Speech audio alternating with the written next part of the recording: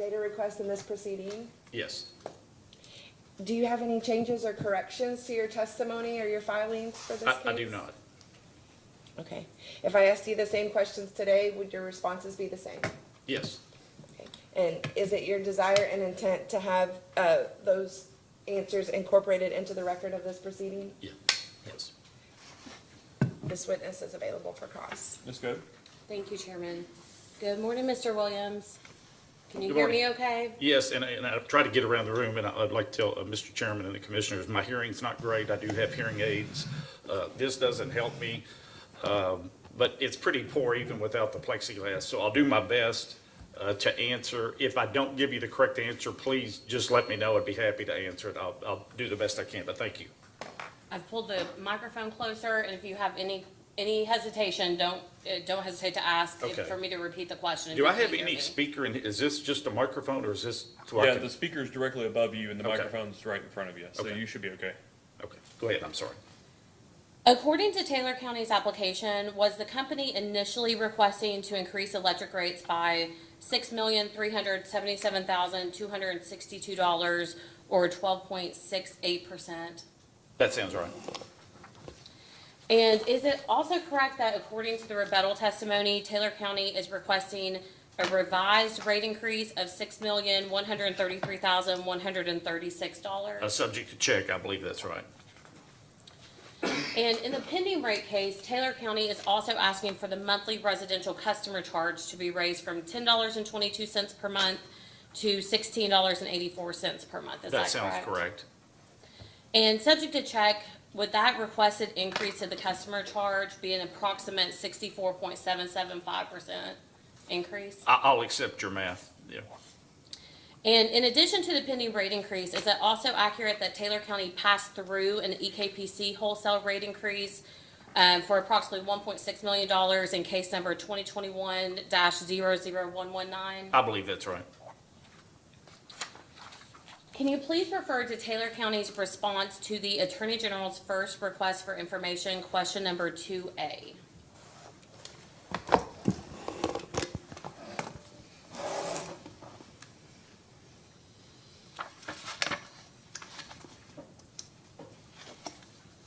Just let me know when you're there. I don't have that. 2A, 2A, what, the second the request? first First, I'm request. sorry. Okay, I'm there. I'm there. And Mr. Williams, you co-sponsored this response, correct?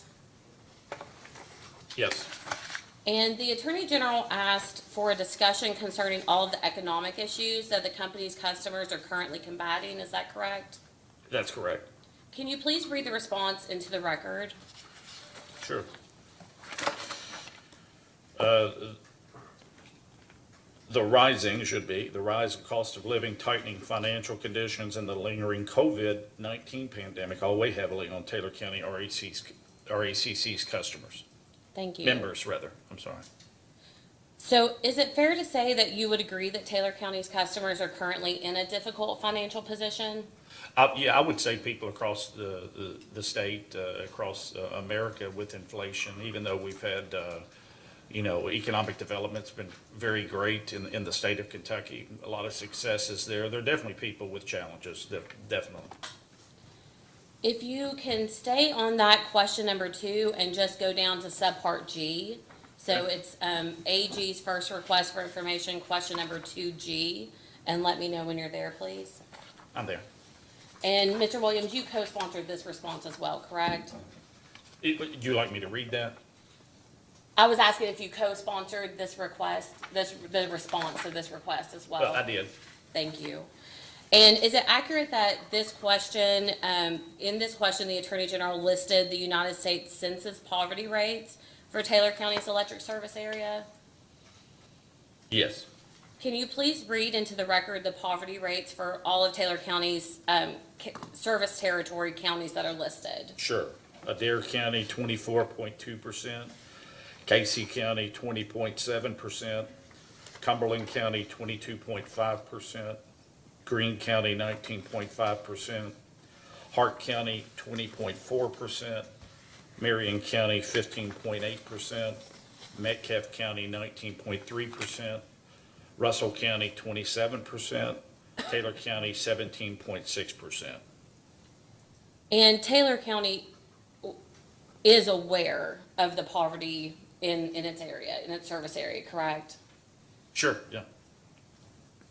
So after discussing the economic difficulties that Taylor County, and like you said, the rest of the state and even the country are struggling through right now, in addition to the high poverty rates that exist in the service area, would you admit that this requested rate increase and the requested increase of customer charge will impose a financial burden on your customers? Could you repeat that last sentence? I'm sorry. Sure. Would you just, everything coupled together, the economic difficulties going on with, this rate increase, do you admit that that will financially burden the customers of Taylor County? Well, to what degree, I couldn't tell you. I would say anybody living in poverty is going to have a hard time with any bill. My answer to that would be Taylor County has raised retail rates once in the last 25 years, and it was $500,000 or $600,000. We have the second lowest rates in the state. We have the second lowest customer charge in the state. We have the second lowest bill in the state. So I think Taylor County has done an exceptional job keeping rates low.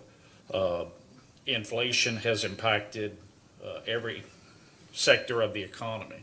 Everything we buy has gone up 100, 200% as far as material. So yes, while we're definitely cognizant of that, and I think that's why former management tried to delay this as long as they could, pass-through increases have not been piggybacked by Taylor County. We had one increase in 2012. Before that, it was 1997 before we've had an increase. So a co-op is just that. We share the cost of doing business. We're not for profit. We're for our members, and we try and bring the cost to be as competitive as possible. And I think Taylor County has been super successful at that. And as I said, the second lowest bill in the state. It's just come to the point, if we're going to prudently operate the cooperative, we have to raise rates, although we're cognizant of those things you've raised. So you said that that Taylor County has the second lowest bill for an R.E.C.C. Is that where you're? As far as cooperatives, yes. Do you know where you'll land after the rate increase if you We're get 100%? still on the lower third, I believe, in the fixed charge, $16. Mr. Wolfram submitted a fixed charge, I believe, in one of the requests. We're still in the lower half, at least, if not the lower third. And then our energy charge is still very low. So we're still on the lower end of the midpoint, I guess you would say. As a post-hearing data request, I am going to ask on behalf of the Attorney General's office, if Taylor County gets 100% of their request, where you would fall, based on the customer charge and that energy charge. Sure. And in the application and your testimony, Taylor County asserts that increased cost of right-of-way maintenance expense, wages and salary, 401k, and interest expense are the primary reasons that Taylor County needs a rate increase. Is that correct? Yeah, that's the main reasons. Mm-hmm.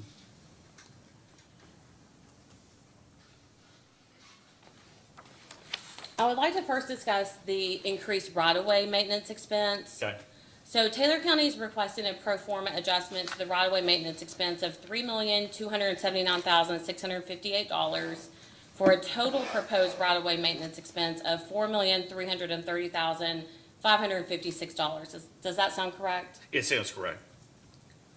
And do you admit that Taylor County has intentionally reduced right-of-way spending in the past? Well, I can only answer that the best I can. So I surmised, I gave my best guess. I was not there. I've been there since June of 2022. All I can tell you is everyone I've talked to, they did not cut full circuits. So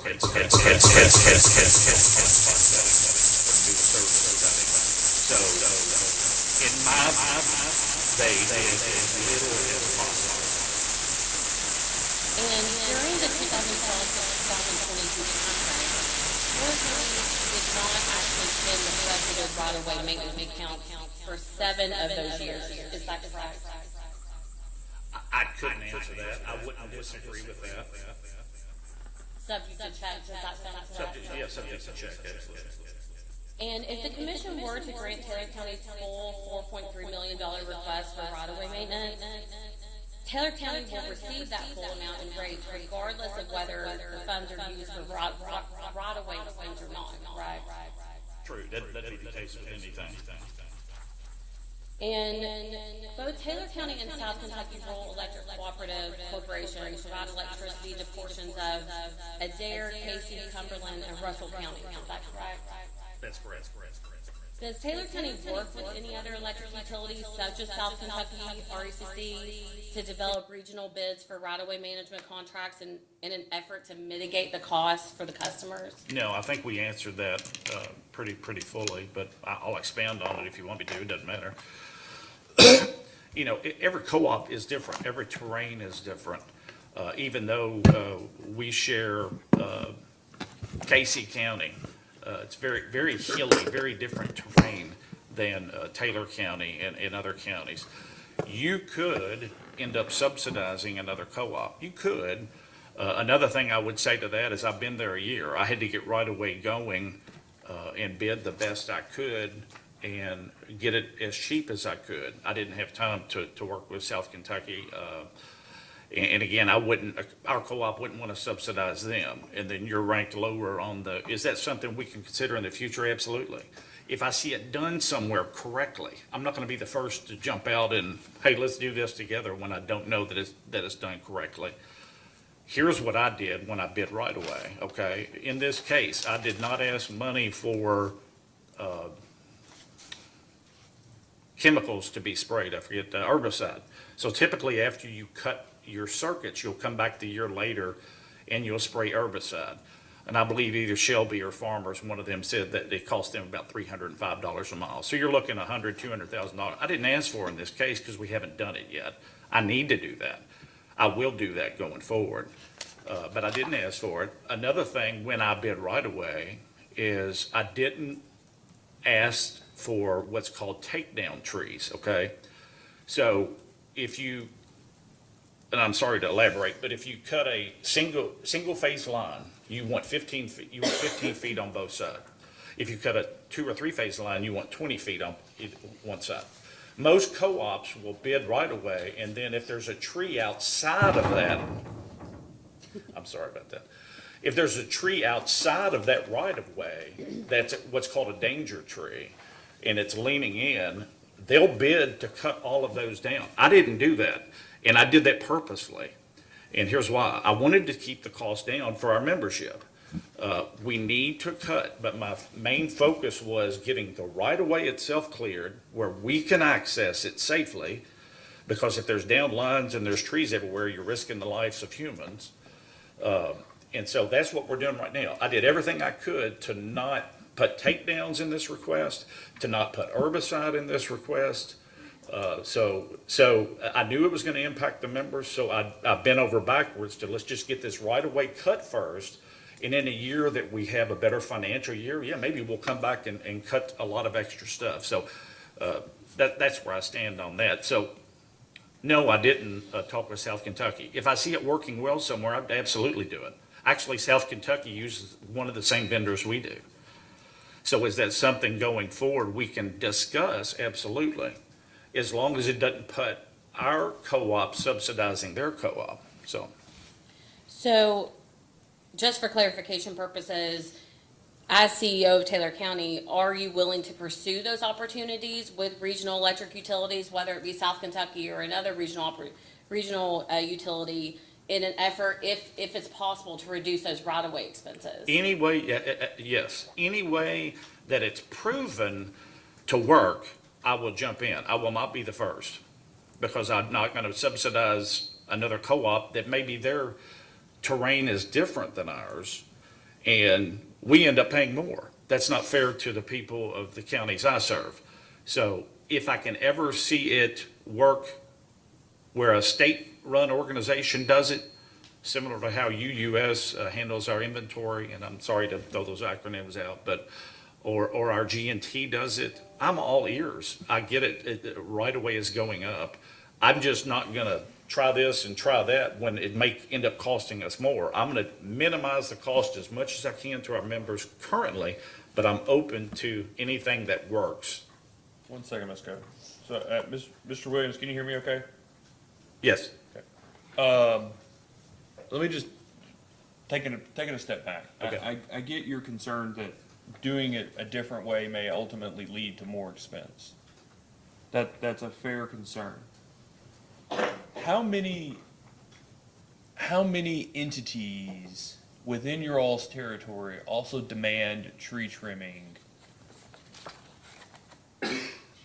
of the specific type of service that you demand? In our service territory? Oh geez, I mean, well, KU, LG&E, Okay. So KU serves Green Taylor, Adair, yeah, they're spotty all through there, KC. Greene County. They took all the good places 100 years ago, right? So KU's in the area. How about like Windstream or AT&T? I don't know who the ILEC is in your area. The Yeah, incumbent, but the phone company or cable company might Sure. as well, right? sure. Okay. How many that you're aware of that you just know? How many how many folks provide vegetation management service in your all's general area?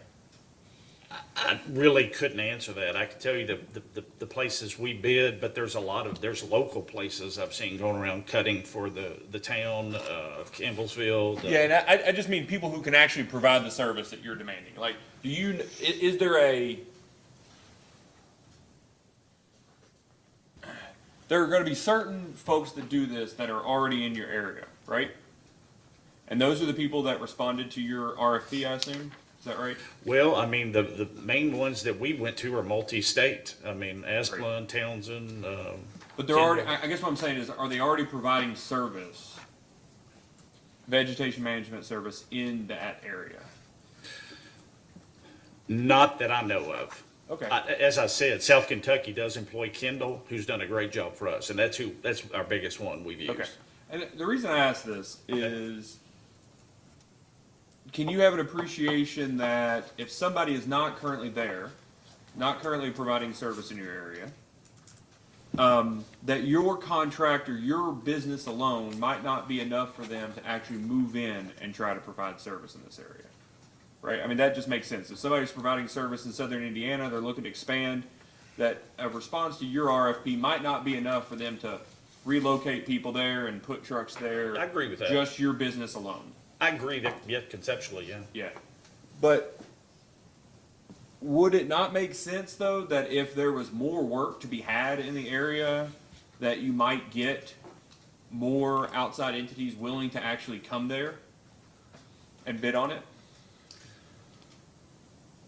I couldn't answer that. I mean, conceptually, yes. Yeah.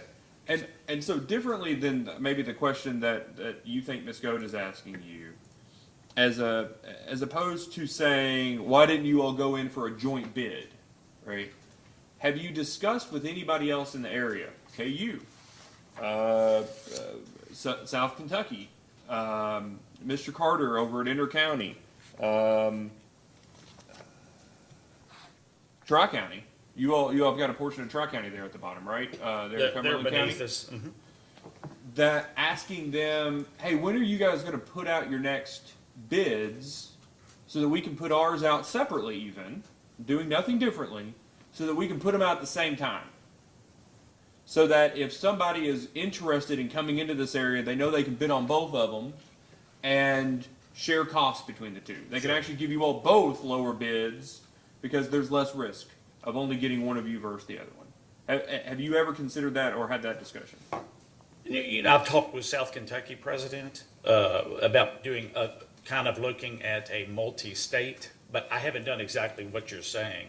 As I said, I'm open to. You know, I came in June, July last year. I had these bids out by September, so I didn't. My first year, I didn't have a lot. That's what I'm saying to Ms. Goad is that if I see it working somewhere and I see it doing it, I absolutely will jump on and we'll do everything we can to minimize costs, absolutely. I think conceptually, those are great ideas. Yeah, but I guess my question should never increase your costs, right? What's the risk of increasing your costs if you're just going to put the bid out at the exact same time? Yeah, I don't know. I guess what I'm asking for is,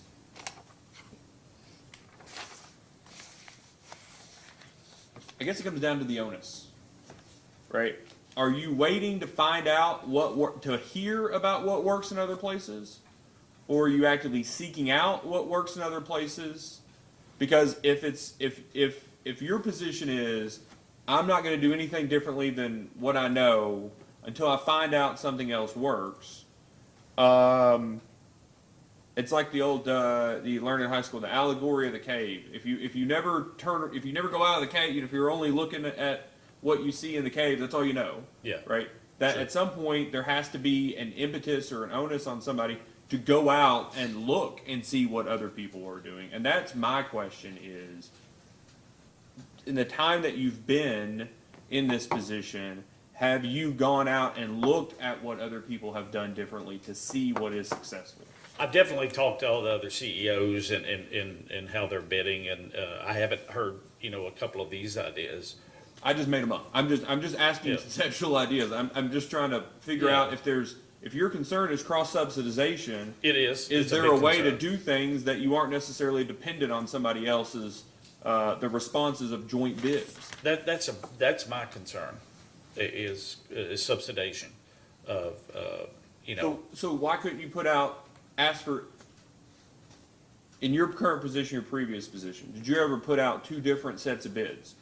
For instance, one bid for entire circuits and one bid for on a mileage basis. Have you ever done something like that? the bids I put out last year to reduce costs, I said, give me a per hour cost. You want to bid it per hour? Okay, let me see it. I probably won't do it. Yep. But my thought was, I was actually telling my board, listen, I know the cost of right of way. I've seen it, $9, $10, $11, $12,000 a mile. We got it for $5,800.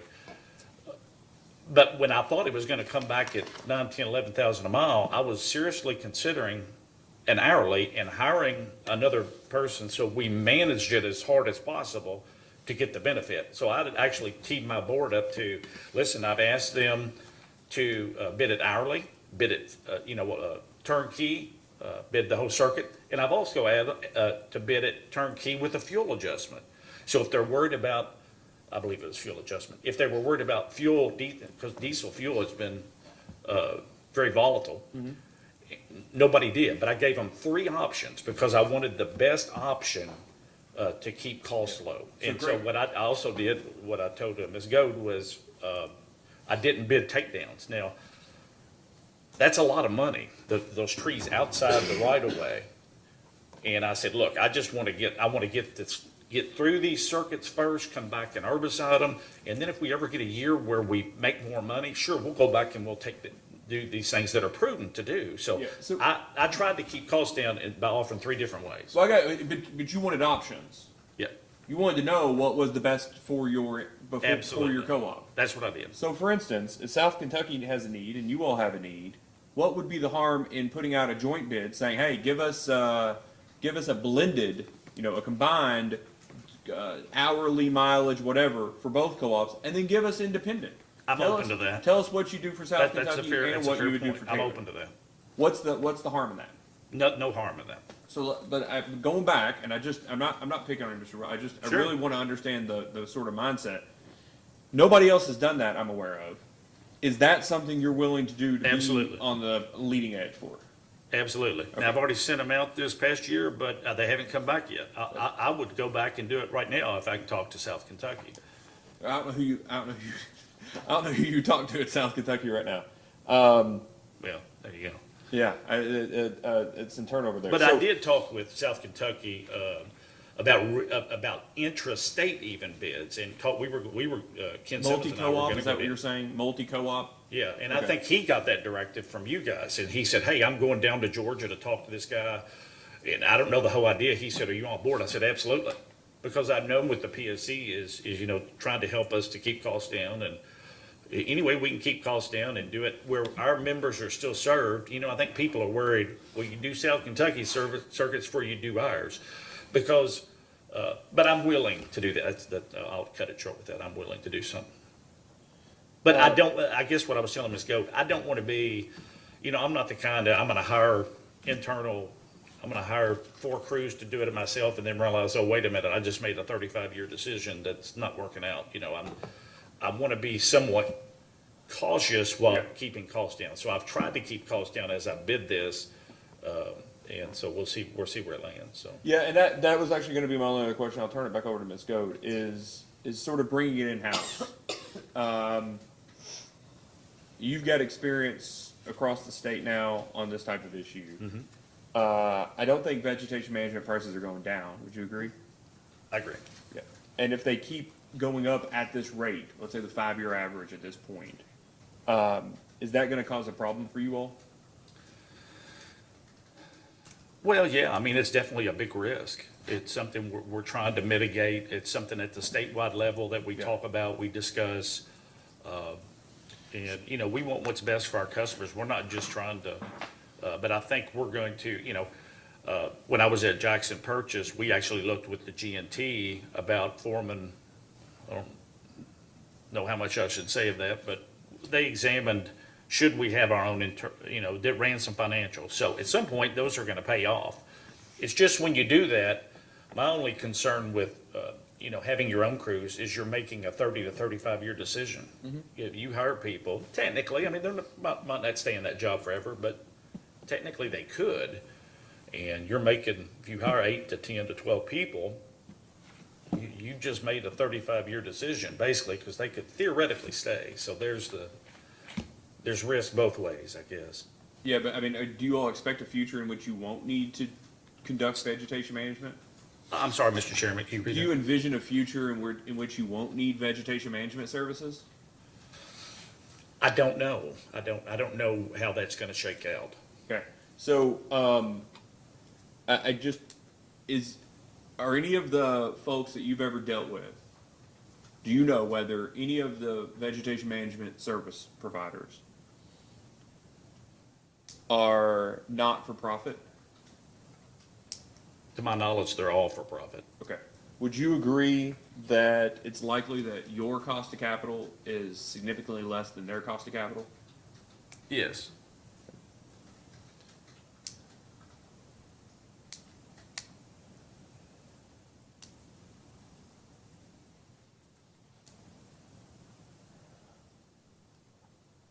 Have you had conversations with anybody who's brought vegetation management in-house? Yes. What's your, they said, don't, Mr. Williams, don't do it. Well, I I'm mean, just curious what you hear back from them on their experiences. Do I have to tell you who they are? I don't know. I mean, No, you don't have to tell me. I'm asking, their experiences are this. It's hard to keep people. Okay. Everybody wants to do better in life, and those are good jobs. But you know, I'm working a chainsaw, and now, hey, this other group wants to hire me as a foreman. I can make $10 more. They have a hard time keeping people. I don't. Is it similar? Is it similar to the experiences that you have with linemen and the other co-ops have with linemen? It's worse. Okay. There's more turnover. Is it and there's because the more- skills are more transferable? I think the lineman skills are definitely much harder to acquire. You know, if somebody, we've had linemen that actually started out on right-of-way crew. They had right-of-way crews at Taylor County at one point. Another issue, and I don't want to sound degrading, but there's been failed drug tests and whatnot. So there's, I guess, a more prevalence of that in those crews. I don't know why. I don't know what, but so that all rose up into what I've been told. It's just hard to keep people. The quality, we can manage the quality, but the quantity, if we're losing people, that's kind of what I've heard. Okay. Ms. Code? Thank you, Chairman. Mr. Williams, your discussion with the chairman have answered my remaining right-of-way questions, so we'll move on. I want to move on to the next primary reason that Taylor County states that a rate increase is necessary, which is the employee wages, salaries, and benefits. Sure. So prior to January 1st, 2023, Taylor County paid for 100% of the employees' health insurance premiums. Is that correct?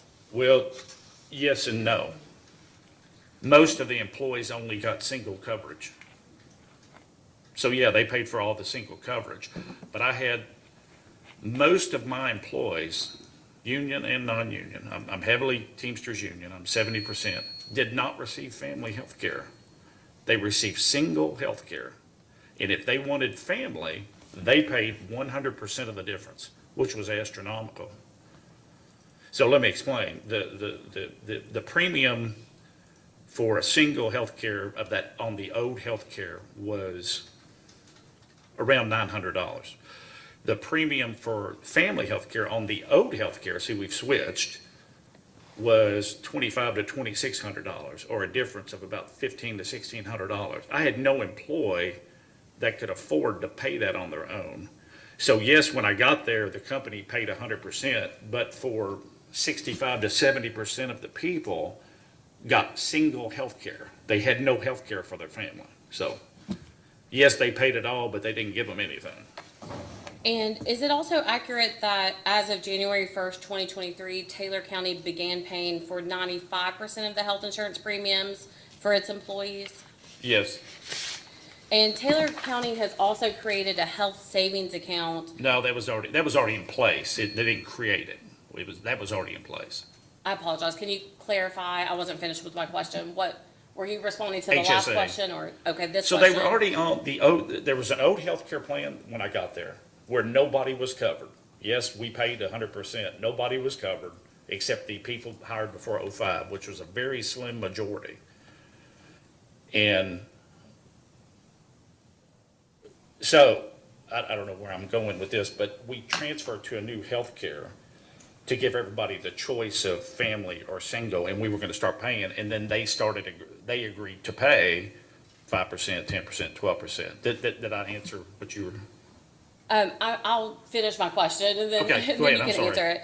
Taylor County has created at some point a health savings account for each employee in which the company contributes $3,500 to each employee account for single coverage and $7,000 to each employee account for family coverage. Is that correct? That's correct. I didn't create that. That was already in place. The only thing that I did, again, now I'm 70% union. So anything I do had to go through the board, I had to go through the union reps, had to go through the union. And they already received $3,300 for single, and am I saying that right, Patsy? $3,300 and $6,600, I believe. So yes, that was already in place. All we did was we transferred to R.E.C., Kentucky Rural Electric Cooperatives. That's a plan of most of the cooperatives in the state. That saved us a ton of money to go to that. In the union, all the employees agreed, and they started paying toward it. And so all we did was say, look, because the out-of-pocket is a little more, maximum out-of-pocket, we're gonna up those, I think it was $200 a piece, $3,300 to $3,500, and $6,600, that'd be $400 to $7,000. That's all we did. We didn't create a brand-new HSA. And Taylor County did not conduct a formal study comparing the health insurance premiums and health savings account contributions to those of local employers in the service area of Taylor County, correct? No, there was no formal study done. You know, when I got there, as soon as I'm there, I'm talking with R.E.C.A. I'm talking with other co-ops. I have data from every other co-op in the state that tells what they have. So was there any form, are you talking about the benefits? Is that what we're talking about, Ms. Go? The contributions made by Taylor County for the health insurance premiums as well as the contributions to the HSA. So, no, we didn't do a formal study on that. We didn't do a formal study on that. But here's the situation I'm in. I have, again, 70% employees that are Teamsters. They haven't, I'm trying to say this as nice as I can. They weren't paid too well. Their benefits weren't that good. And we wanted to switch them. We had a bunch of things we wanted to do. So I called my old health insurance plan. I had a Jackson Purchase, IBEW. I knew our current premiums. Our current premiums at the, so here was the other choice. We wanted to give, the board knew we needed to give these employees family health care. We couldn't keep anybody, and that's unfair. And so the current plan, if we'd just said, okay, we're gonna give everybody, the current plan, the family premium was over $2,600 a month. And we still would have given an HSA of $6,600. So we upped the HSA $400. We gave everybody a chance at health care. They had never paid a dime before. They agreed to pay 5%, 10%, 12%. And we saved a boatload. In my rebuttal testimony, you can see that. We saved a boatload of money by getting them to transfer to KREC plan. I didn't have the option of going shopping, I had to get something done before the end of the year. Now, here's how good that plan is. There's probably 17, 18 co-ops in the state that are on that plan. That is a very effective plan. Most co-ops that come in here are on that health insurance plan. So I couldn't just revamp. I mean, I had to have approval from my board. I had to have approval from the union. I had to have the approval from the union employees on all those things. So was there a formal study? No, but there was me studying, and there was me talking. There was the CFO over here talking and discussing and going through what costs what, where can we move this and move that and be comparable and have good benefits. So no formal study, but that's why it was done. And it saved us a lot of money, and we gave everybody benefits they deserve. So.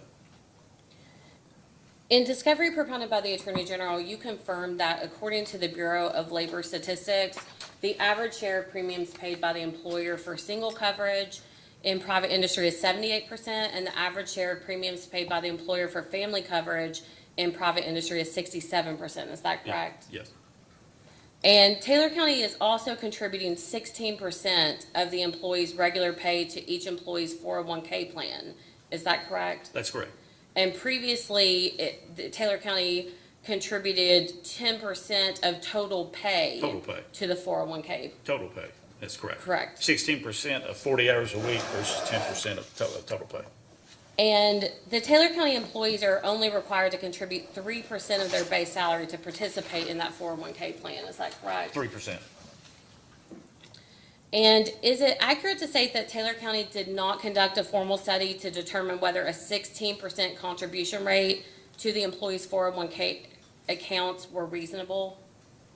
I studied about the first week I was there. I was on the phone with the main representative within our R.E.C.C, going over R&S plans, going over 401k plans. I have data for every co-op in the state that's given to me confidentially. And I'll say this, most co-ops in the state have an R&S plan. We do not. We have one plan. It's 16%. R&S plans, this commission has approved in the last 4 years an R&S plan at 25%, 32%, 23%. And even when you factor in it's partial, you have some people on R&S and not. 2 cases were over 17%. I'm familiar with an R&S plan because I came from one where I came from, and I know 16% when you have one plan is probably one of the lowest when you consider the total retirement plans. And I'm not going to go through every co-op, but the vast majority in the state have R&S plans. And the other thing that I've tried to say here, again, I don't mean to harp on it, I'm 70% union. My inside people are union. Any change I did, I had to do all of this at once. And so I'm seeing the huge savings on the health care, okay? Huge savings. That's in my rebuttal. If we're either going to stay with what we got and spend $700,000 more to let everybody have family health care, or switch to a new health care that saves the co-op a lot of money and move the 401k up to 16% of again, just 40 hours. So all of that was quantified, studied, compared to others. And that's why it was done. It's comparable, again, to things that have been approved here. It's lower. With that said, Taylor County did not conduct a formal study to No. compare that 16% No, I mean, contribution rate, correct? again, I came at the end of the year last year. I have, the president of the statewide helped, Mr. Perry helped conduct the search for the CEO. One of the first things I was told is they're very underpaid, their benefits are horrible, that has to be corrected. I was told that by statewide, I was told that by all my board, and it's true. Our average wage rate, $7.84 out of $8.11. Co-ops in the nation, that's how low we are. Total controllable cost, $7.99 out of $8.12. The employees did not have proper benefits, and so everything that we did had to be done at one time. I couldn't say, everybody go to this healthcare, and then maybe we'll do something else later on. I couldn't do that. I gave them a little incentive, but with the retirement. That also helps me retain and hire people and give people a good living. We don't have an R&S pension plan. We don't have a supplemental retirement plan. So all of that was done together. I couldn't have got the medical done. I was told before I came in there, they'll never come off that medical plan they have, the union. I said, look, here's what we're gonna do. We're gonna move pay up a little bit. We need to move to this healthcare. You all need to pay a little bit. Let's get to 12% in 3 years. How about that? And we'll up your 401k. It's not as good as an R&S, but it's still really good. And so those decisions, the board was very informed when they made that decision upon my recommendation. I got that accomplished and got it through in time for us to implement it in 2023. And most all of the employees were behind it, all the union employees. So I view that as a big victory, that, I purposely moved toward 12% because I've known what the commission has said. The commission wants us to have people paying. Before I got there, they didn't pay for what they got. Now they do, and we've got them slowly going up to 12% in 3 years. And everybody is okay with that, so. So I think are you talking about healthcare right now? I'm Because pretty- I was I'm- asking about the 401k I'm contribution. saying you have to combine all of those.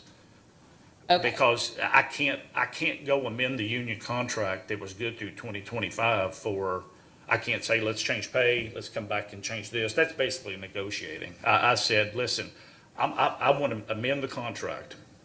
I'll do it midstream right here.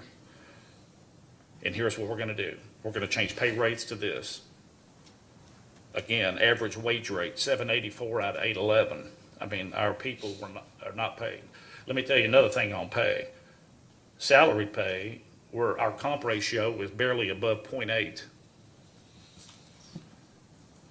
We have one person making over $100,000 when I got there. I'm not gonna compare that to other co-ops. We had, one person making over $90,000 when I got there. Our wages were extremely, extremely low. But all of this had to be done together to get the board to buy off on it and to get the union to accept it. And that's the way we wrote. So while there was not a formal study, I devoted a ton of time and effort researching, talking to R.E.C.C on all these issues, so. Is it correct that Taylor County pays for 100% of the cost for life insurance? That is 2 times the base salary for each employee. I believe that's right.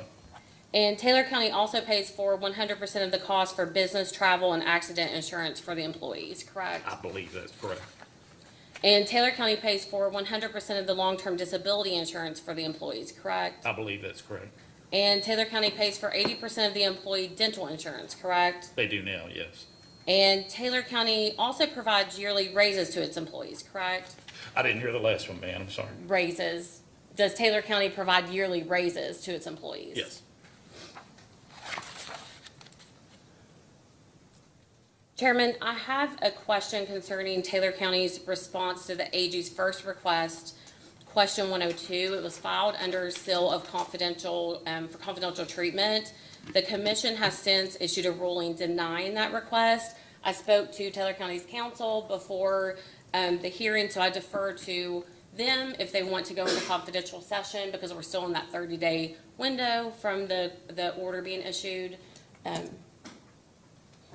we spoke with Mr. Williams beforehand. We don't plan on filing a motion for rehearing on the aggregate for that percentage, which I think is what her question is about, and which was denied confidential treatment, so we don't, if he has to go into any additional detail, we may ask to go into confidential session, but if it's the broad, percentage, then we should be okay. Yeah, so we'll ask the question, and then if it's beyond the aggregate information, then we will we'll take it under consideration to go into confidential session. Ms. Goode? Can you please refer to Taylor County's response to the AG's first request, question number 102, and I believe it's an Excel spreadsheet for the aggregate percentage increase in compensation. And specifically, I'm looking at year 2022. May I approach, because we didn't Do I print have- do I Excel have it in spreadsheets there? out. That's Oh, a that'll be nightmare fine. trying to print those out. I don't think I have it.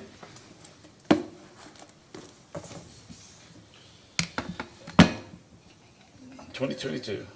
Yes.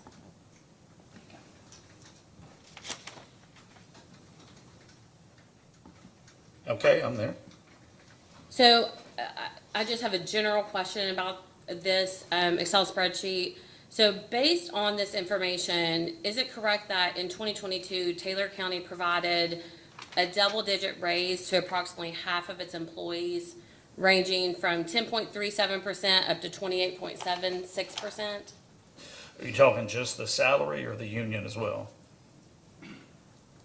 Yes, for everyone listed here, I think there's 60 employee titles listed there. Subject to check, of course. Yeah, so I'd like to go into confidential session if we can. That'll be fine. Candace?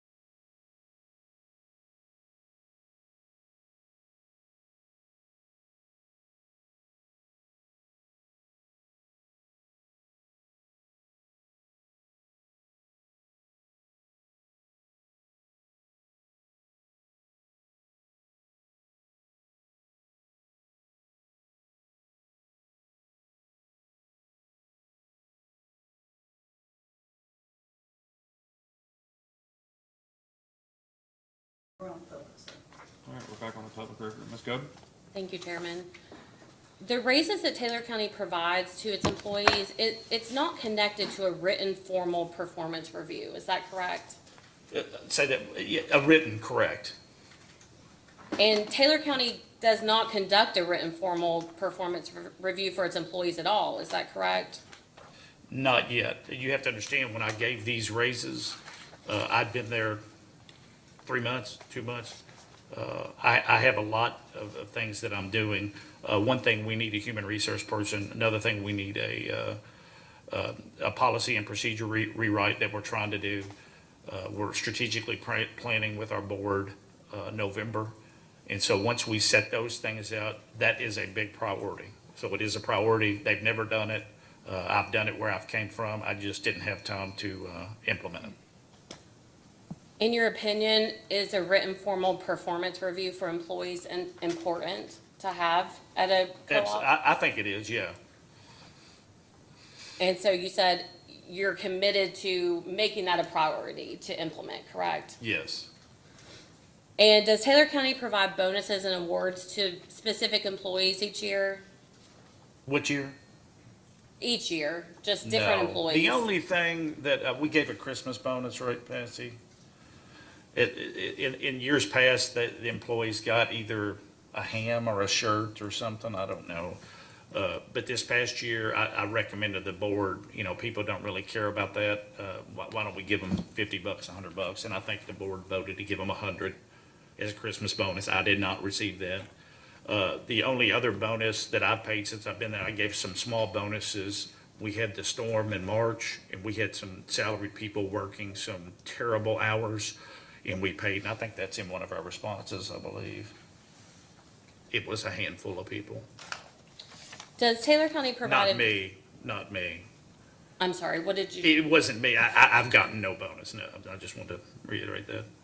Does Taylor County provide a vehicle allowance or vehicles to certain employees?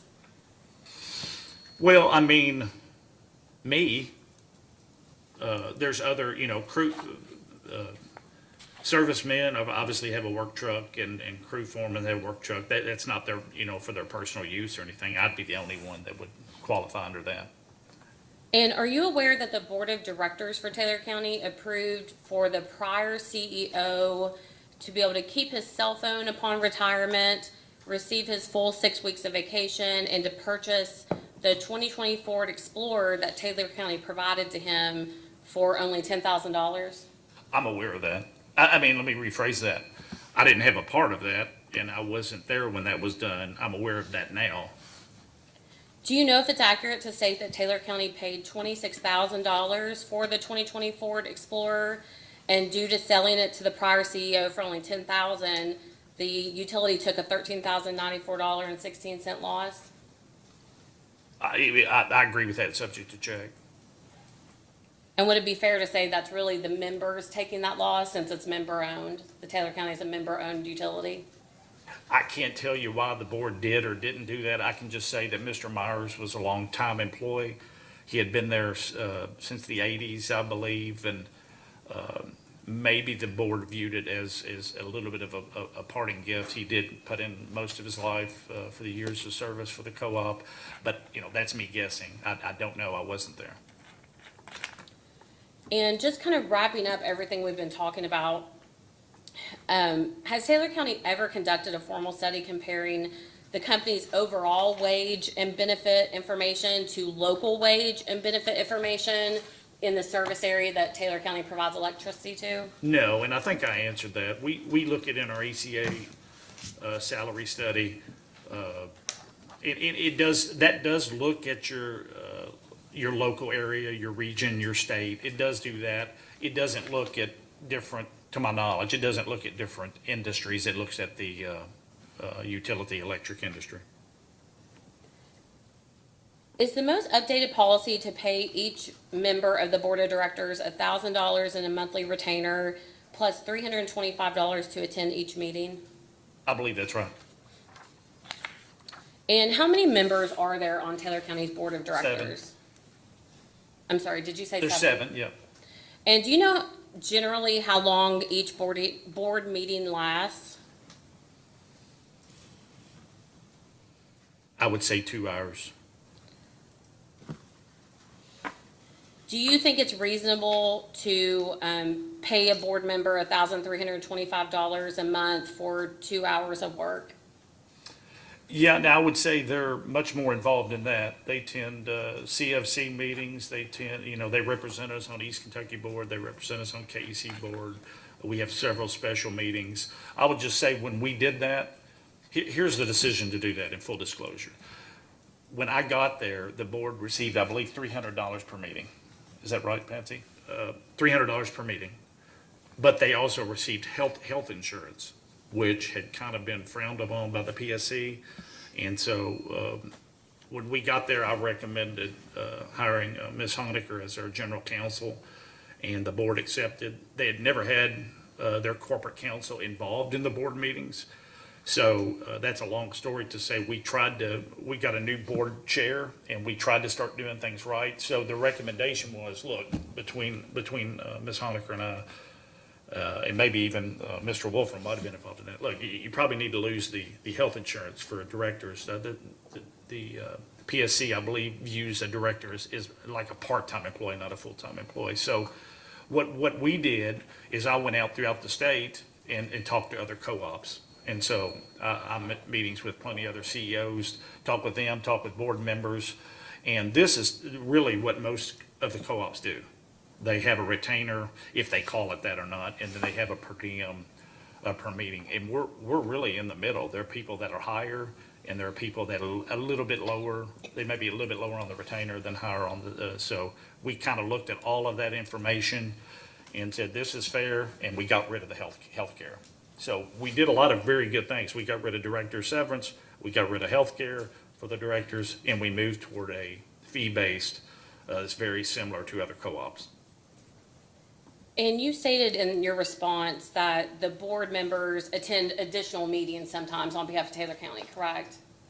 They do. But they're compensated for that, correct? They are the per diem. Chairman, the Attorney General will request through a post-hearing data request information to obtain Mr. Williams' total annual salary, including overtime pay and benefits. So far, I think there may have been a miscommunication in the discovery. We may be getting partial years where you were hired in. I'll be happy to tell you. I mean, you want me to tell you what I make? You can, but I'll also issue a post-hearing data request just for the overtime pay and the benefit calculation as well. Okay. It's up to For you. I me? defer to you. Yes. For me, well, I have no overtime pay at all. I think where you were hired in mid-year last year. I was. I think we're getting I'll like tell you right partial now. Do you want to years know? I'll instead tell you. of. I have nothing to hide. I defer to you, Mr. Williams. They hired me at $213,000. I currently make $234,000. Thank you for that, Mr. Williams. Like I said, we will issue that post-hearing request just to get it in the Sure, record yeah, and get all of absolutely, the benefits absolutely. calculated. And Mr. Williams, to your knowledge, are any of the Taylor County employees related to any of the executive staff? Any other employees? Any of the employees, the non-executive staff employees, are any of them related to Not the that I know executive of. staff? We have an nepotism policy. And to your knowledge, are any of the Taylor County employees related to the board of director members? Not to my knowledge, no. And does Taylor County have a nepotism policy in We do. place? I believe we provided that in this case, I believe, somewhere. But if we haven't, we'll be happy to provide it. We'll issue a post-hearing request for information just to get that in the record. Okay. And Mr. Williams, I'm coming up on my last questions to you. So have you reviewed the public comments filed in this pending I rate have. case? Specifically, have you reviewed the public comments filed into the record by the commission on September 19th, 2023? Specifically, the public comment by a farm owner in Taylor County service area? I have reviewed them all. I couldn't tell you who said what, but I've reviewed them all. Okay. Specifically, the farm owner of, I think it was Hedgespeth Farm, made some very specific allegations against Taylor County and like past practices with employees. Would you commit to investigating that, and if there is any issue there, providing a resolution? Can you remind me what was said? I wasn't gonna say it on the record, just because I don't know if the, you know, the veracity of the statements. I mean, I can pass this out if you would I like. say I can pull it up here. I'd I'll like just to hand read to it him to before I read. commit to it. I mean, reread it. If you would, Ms. Goode, if you have a copy of them. Bear with me while I hobble. Let me pass it out. No, I'm fine, I promise. I did. I'll give you one if I have an extra. Sorry, Ms. Goode. That's okay. Thank you. You're welcome.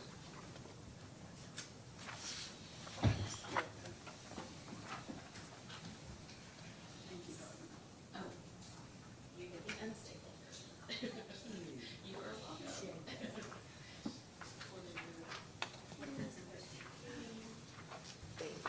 Thank you. You are very welcome. And I don't mind to pass out things for you. Yeah. No, this is the only one. Thank you so much. I'm off the crutch, so that makes it easier. Do you need one more?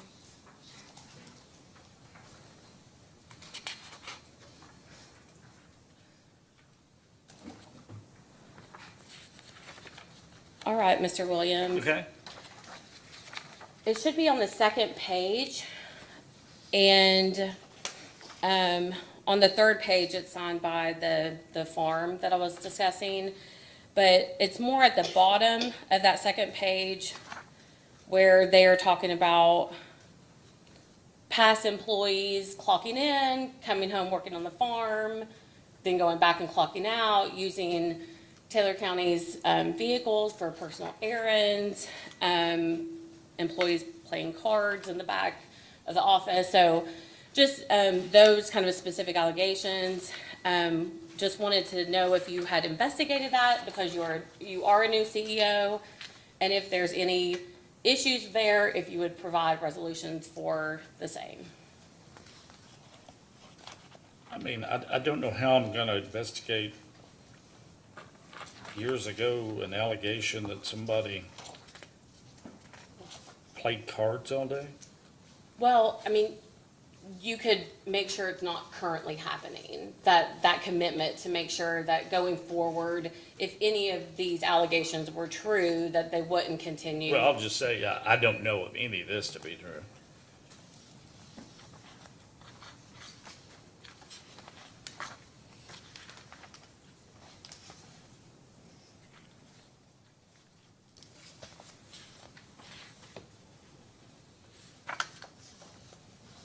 And if you were to find out that any of these allegations were true, you would stop it and resolve those issues, correct? Moving forward. Yeah, I mean, if somebody I'm cleaning some of this, but, yeah, that would be something I would do. But that would be something I would do in private, not for the public to see. I mean, I'm not gonna discipline an employee in the public's eye. Understood. But I will commit to looking at it, at least, and asking.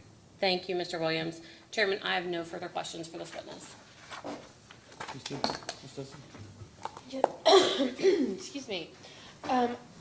Ms. Goode took a lot of my questions, so I should be kind of short. I just wanted to go back to the right-of-way clearing. There was a lot of discussion that it's going to be a 5-year cycle. But how did you all start? How did you pick where to start? Like, which circuits got cut first in that cycle? Well, what we did, it was twofold. We looked at statistics, SADI, CADI, interruptions on certain circuits. That was the main thing that we did. And then we talked to engineering and operations personnel, and then actually the servicemen in the field that say, here's where I have a hard time, if there's an outage, I have a hard time getting back through here, it's terrible.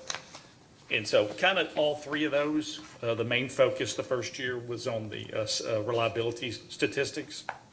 And then we've kind of blended that more going into the second year to talk to the servicemen in those areas to really find out, hey, where do we need to cut? Now, I'll be honest with you, our whole system is jacked up. So you just try and take the worst of the worst and get those fixed.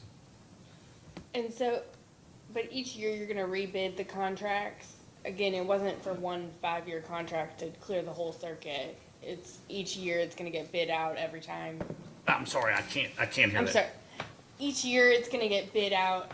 Each year it's gonna get a new bid. It's not one 5-year contract. It's gonna be bid each year for Correct. that specific section. Okay. And do you expect that there's gonna be a lot of difference in the price each year, or it'll be vaguely the same?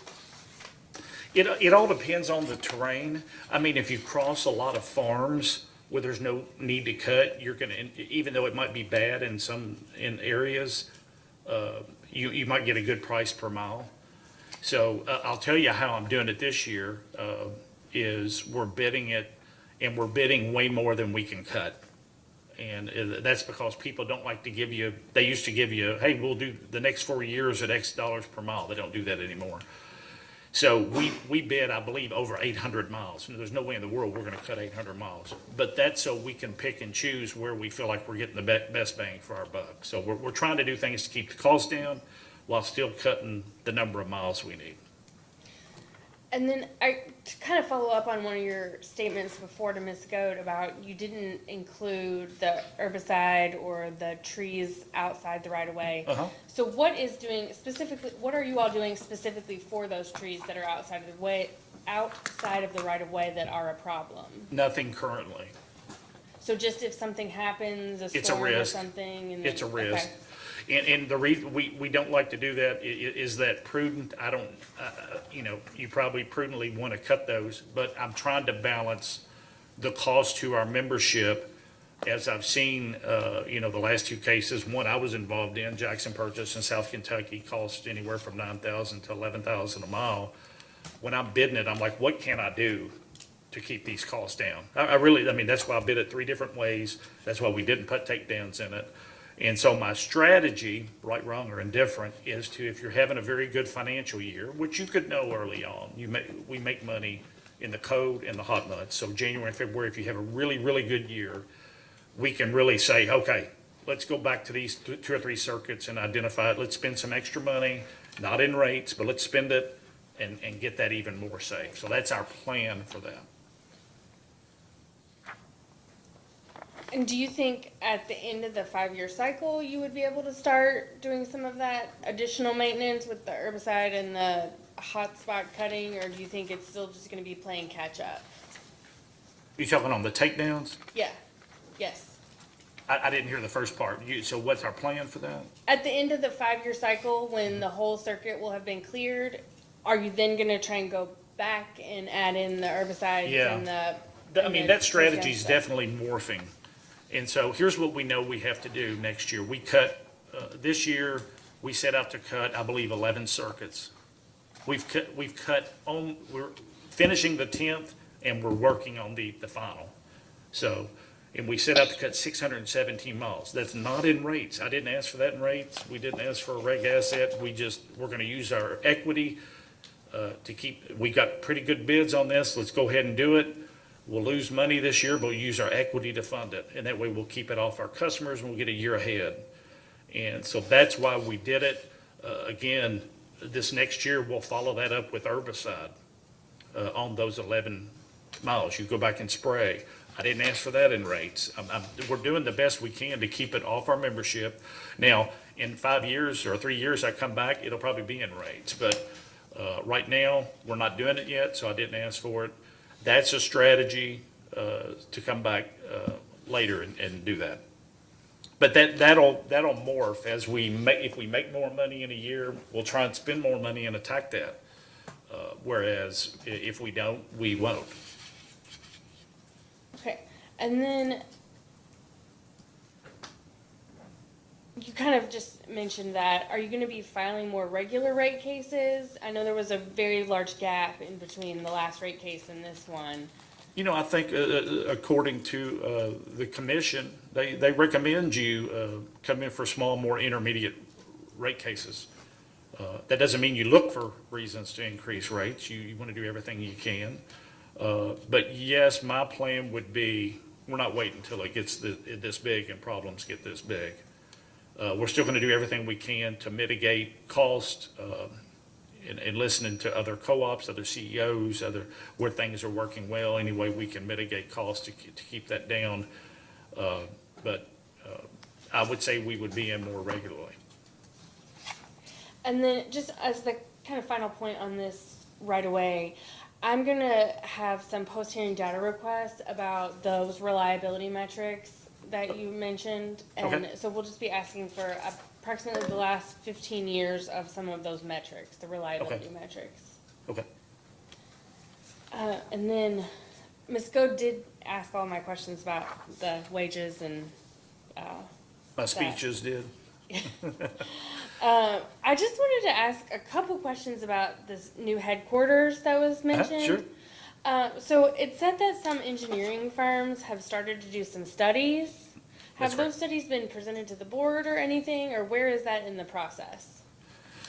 So let me I'll elaborate if that's okay. The building we are in is from 1953. It burnt down. I think they rebuilt it in 57. It looks like it was built in 27. But that is a definite, something we're addressing. Are we definitely building a new headquarters? No. I mean, we would come to the PSC before that. That takes several years to get going, to do the regulatory. So yes, we're starting the preliminary steps because we have no room. There's no room. Please come visit. I'd invite the Attorney General, the PSC, anybody to come visit. But at the appropriate time, if the board chooses to go that way, we obviously would be back here for a CPC, and it's something we did when I was at Jackson Purchase. So we're nowhere near that. They did complete a feasibility study and reviewed that with the board since our last data response. So here's what our board did. Our board engaged two different vendors, CBS, who has done a number of buildings in the nation, and then, I don't know if I should be saying all that, but another group out of Lexington that did some other architectural work. All of they're doing right now is just saying, hey, what do we need going forward? That would be, before you would be in a new building would be 2-3 years at the earliest. And so we're just trying to get the ball rolling. We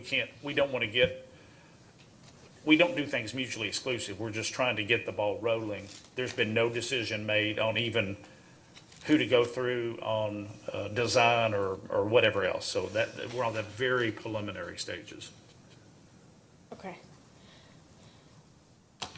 So there hasn't been any discussions about where it would be or the cost or any of that? No, Okay. no. Well, I mean, don't get me wrong.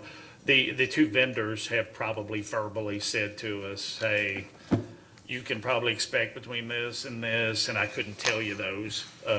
There's been nothing firm that's saying, hey, here's what it's gonna cost you. We have not looked at any land. We have not picked a spot. That has not been done. We have appraised our building. I'd be happy to share that with the commission if you want it. It was a little bit higher than what I thought, so I was actually glad, so. I don't have anything else, thank you. Thank you. Good morning. Morning. Can you hear me okay? Barely, I'm sorry, it's not It's you. okay. I can move this microphone closer to myself. Okay, thank you. Is that better? It is better, yeah. Okay. Could you address the concerns in the very first printed comment there on the first page of what was Of the handed out? customer complaints? Okay. About the fact that only residential customer category Is that, who is that from? Is that from the Rouse person there there? on the first page. The concern is about only residential customers. Second page? Being increased. First. What I was saying, did Josh Rouse, first page? Oh, they're raising, okay, nothing on big business. Well, Can you so, address those concerns, please? is that the one you're talking about? Yes. Okay, so what I would say to that is, we're dependent on the cost of service. The NARUC standard or whatever is cost causers should bear the cause of the cost, or should bear the cost. And in this case, that's what the cost of service shows us that, and I'll defer to Mr. Wolf for more, but I would just say, that's where we're losing the most money. That side of the residential is not paying its fair share to cover, and that's what Mr. Wolfram's testimony is about.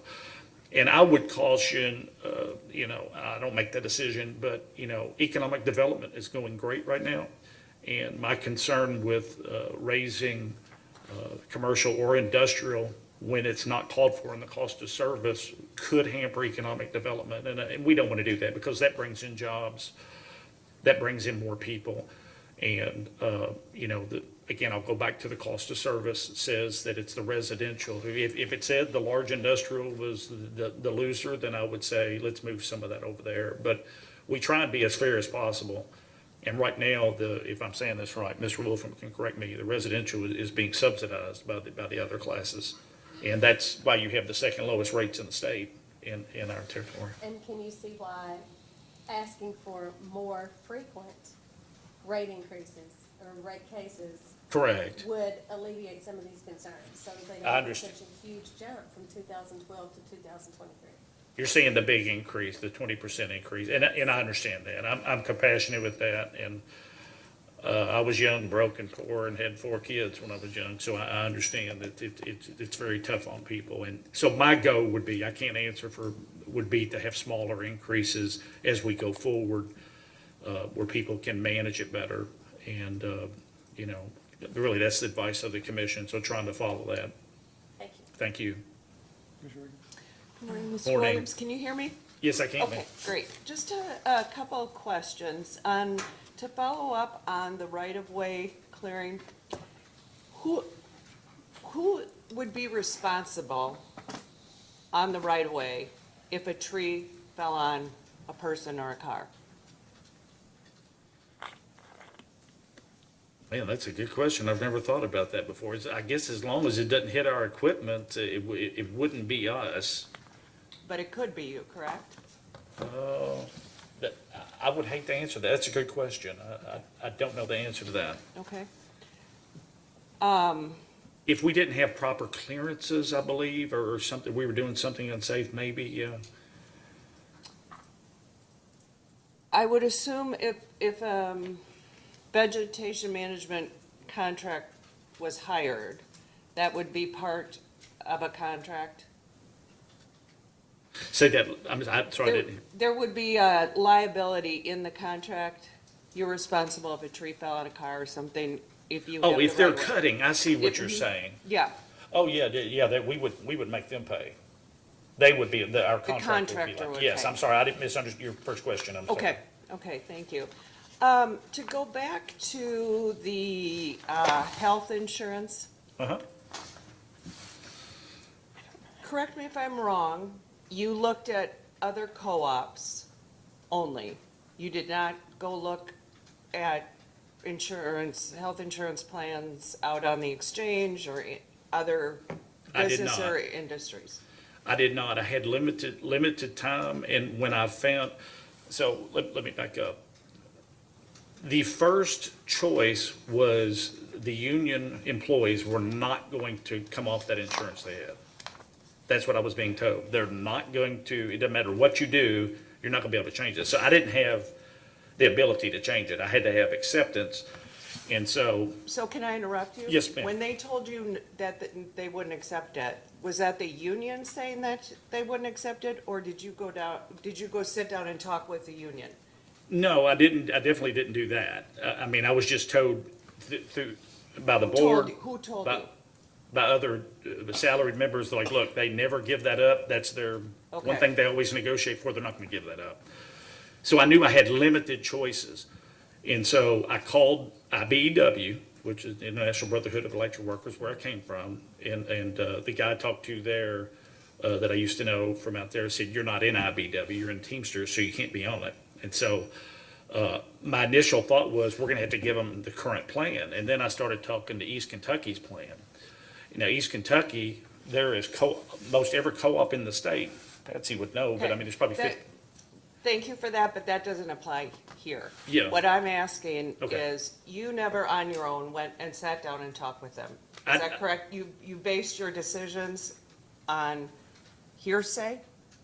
No, I couldn't direct deal with the union employees. I couldn't go to them and say, hey, what do you want? And I couldn't do that. I They're mean, representatives. yeah.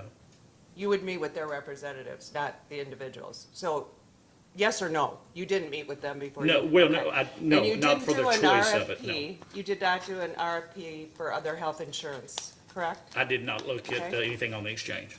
And is it true that non-union employees were not given increases or not as large of increases?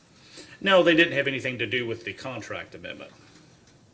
They were given increases, but they weren't, the contract amendment had to outline, they were set to receive 2 or 2.5% in the union. And so for me to do the health, the 401K, the pay, all that was combined into one amendment. Okay, thank you. Okay, thank you. We will take a short recess until 10:50, and then we'll come back.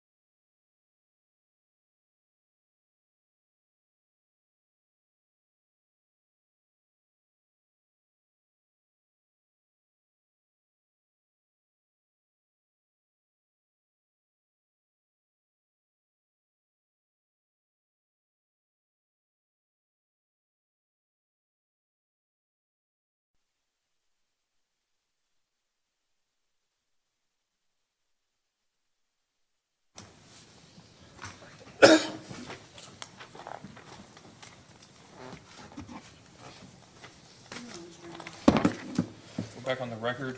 Mr. Rose, how long were you at JP before you came to Taylor County? I'm sorry. Mr. How Chairman. long were you at JP? 2018 to 2022, Okay. Were you at a co-op before that? Big Rivers. Okay. Are you generally aware of an annual requirement by electric utilities to file their reliability metrics with the Public Service Commission? Yes. Do you know whether, since you've been at Taylor County, whether you will have filed those reliability metrics with the I'd Public have to Service Commission? check. That would be our engineering department. Okay.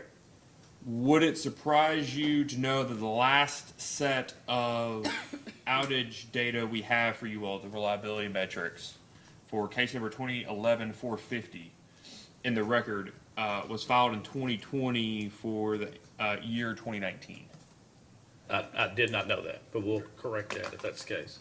So I've asked staff council to bring up that last set. It's up on the wall there. Sure.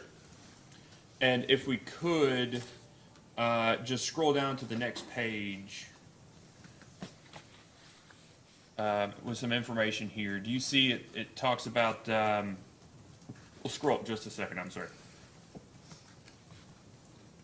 There we go. Excuse me. Do you see that's for administrative case 2011-450 at the very top there? It's the second line. I'll take your word for it. Okay, so it says Taylor County, yeah, sorry. It's small. It says Taylor County R.E.C.C. outage reporting circuit level administrative case number 2011-450, those first two lines. And then it goes on, and it's got a section 1 there called circuit reporting. Talks about how the utility's name is Taylor County. The report is prepared by Mike Skaggs. And then it goes on. Is Mike Skaggs Engineer, still employed? manager of engineering. Okay.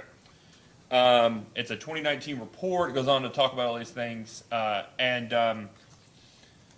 has all this information. Then in section 4 on this page, it has system-wide reliability metrics for SAIDI and SAFE. Would you agree that SAIDI measures the duration of outages or interruptions, and SAFE is the frequency of outages and interruptions? Yes. Okay, and that's the difference between the D and the F? Yes. One's for distribution, one's for frequency. And then this includes and excludes MEDs. Do you understand MEDs to be major event days? I'll agree if that's what you're saying. It's up to you. That's your understanding of Yes. MED? Okay. So these are, it says the system-wide information that there were total customers of 26,696. Is that still around the approximate number of customers that Taylor County has? Well, it's 27.8 around Okay. now. Yeah, roughly. And then 65 circuits. Do you all have same That's number of about, circuits? that's about right. Okay. So on the next page, it goes through and it provides SAIDI and SAFE measures by year, as well as CAIDI. Would you agree that the S in SAIDI and SAFE stand for system and the C in CAIDI stands for customer? Yes. Okay. Yeah. Okay. Then it goes on to give you categories. Do you see those categories? I do. That equipment is responsible for a quarter of the outages that weather is. Do you see that? Weather is 1.6 million minutes. Yes, yes, Okay. I'm sorry. And then equipment is a quarter of that. And then both tree and miscellaneous are an eighth of weather. Do you see that approximately? I do. Okay. And then animal, which is effectively short for probably squirrel and other, is the 5th largest category. Would you agree? Yes. Okay. So I don't have the 2020, 2021, or 2022 data here for Taylor County. But if we go on to, I think,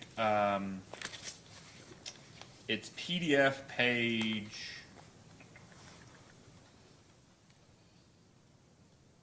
PDF page 24, it provides the worst circuits by circuit. Do you see that section 5 is circuit reporting? Yes. Okay. And that the first one is, the substation name and number is it Bass? That's, Okay. And that, it's got one circuit, heads towards Liberty, right, in Casey yes, County? Casey County. Mhm. It's a approximately 62-mile circuit, with 392 customers. And do you see when the date of the last vegetation management trim was? Say 2006, is that what I'm It saying? says 2006, that's right. And the outages down there in the bottom right-hand corner provide the percentage of outages as reported. You see that weather is 65% of the outages? I'm just gonna, there's no wrong answer to this question, but Sure. does being told that weather is the reason for this outage help you, or you interacting with your folks in engineering, work towards reducing these outages? Absolutely. Knowing the cause definitely helps. I'm not, I agree, that's a very general statement, though, knowing the cause, but I'm asking, does knowing that the cause is, quote, weather, help? Yes. Okay. So, would you agree that a broken crossarm and a branch falling on a line are both weather related? No, If not the necessarily. wind, if the wind is the cause of both of them, Yes. would weather be the reportable? To my knowledge, yes, it would be. Would you agree those are two different solutions? Could be, yeah. Okay.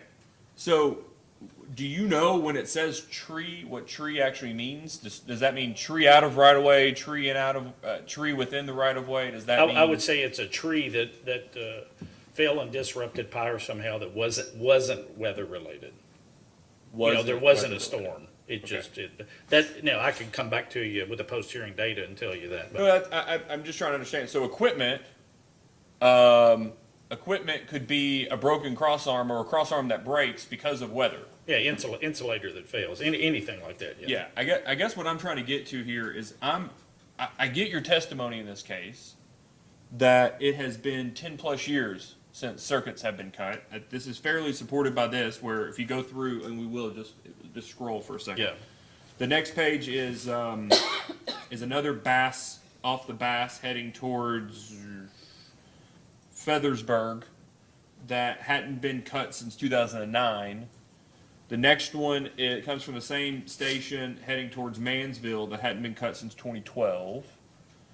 The next one 2010, the next one 2014, the next one 2009, the next one 08. That's consistent with your testimony in this case, right? The utility was not clearing circuits. Is that right? That's correct. And they weren't clearing circuits because they didn't want to spend the money to clear the circuits. Is that accurate? Well, that would be my guess, Mr. Chairman. I don't know, but that's the only thing I can surmise from keeping costs as low as you can, not wanting to go in for a rate case, and that would be my only explanation that I could offer. Okay, let me ask this. You've seen, I assume, updated reliability metrics since 2019. Is that right? Yes, I think we furnished some in this case. I Would think. you agree that your perceived reason, saving money, to reduce vegetation not spending money on vegetation management costs, has had an impact on customer reliability? Yes. Has, in the long term, in your opinion, not appropriately, well, let me ask it, do you think that the vegetation management practices for the last, let's call it 10 years before you got there, were appropriate? It's not what I would have done. Yeah, but objectively appropriate. I'm trying to be as polite as. I'm saying, did you walk into an issue as it relates to vegetation management? Yes. Okay. Were they adequate? Were vegetation management practices adequate for the last 10 years to maintain reliability and system integrity? I would say prudent utility practices, no. Okay. And now you're having to take additional measures to make up for that. Is that fair? Well, I think that's just figured in the cost per mile when people go look at the circuit and see the vegetation, the forestry all around it. Yeah, it's going to cost more money because they didn't clear it.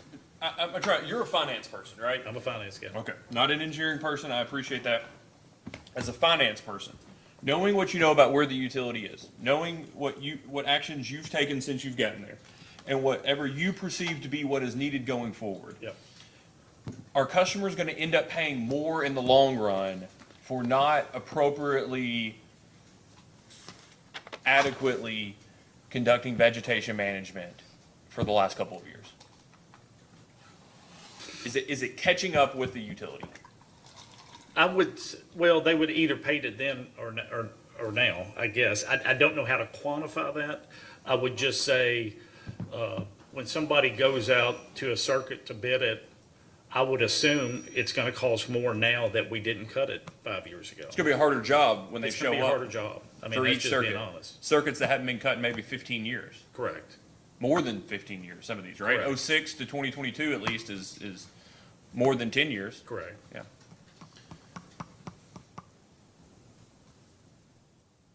And in the meantime, your testimony in this case is that customers' reliability was impacted by the lack of circuit cutting. Is that right? I surmise that. From the that- data. Yeah. Is that right? When you say you surmise that, that's Yeah, not I just a mean, guess. You my have best data. guess would be yes. Yeah. Definitely. So you expect you're going to pay for it coming or going. That was your answer earlier, basically. That you also are it's going to be a harder job when you get the bids back. That it's going to be a harder job for those folks to cut, so it's going to probably cost more. I think that makes sense, yes. Yeah, and in the meantime, customers' reliability went down. Is that right? I would assume so, Yeah. yeah. That's what the data would indicate that I you've would- seen. Yeah, I mean, without knowing, but I mean, everything leads me to believe yes.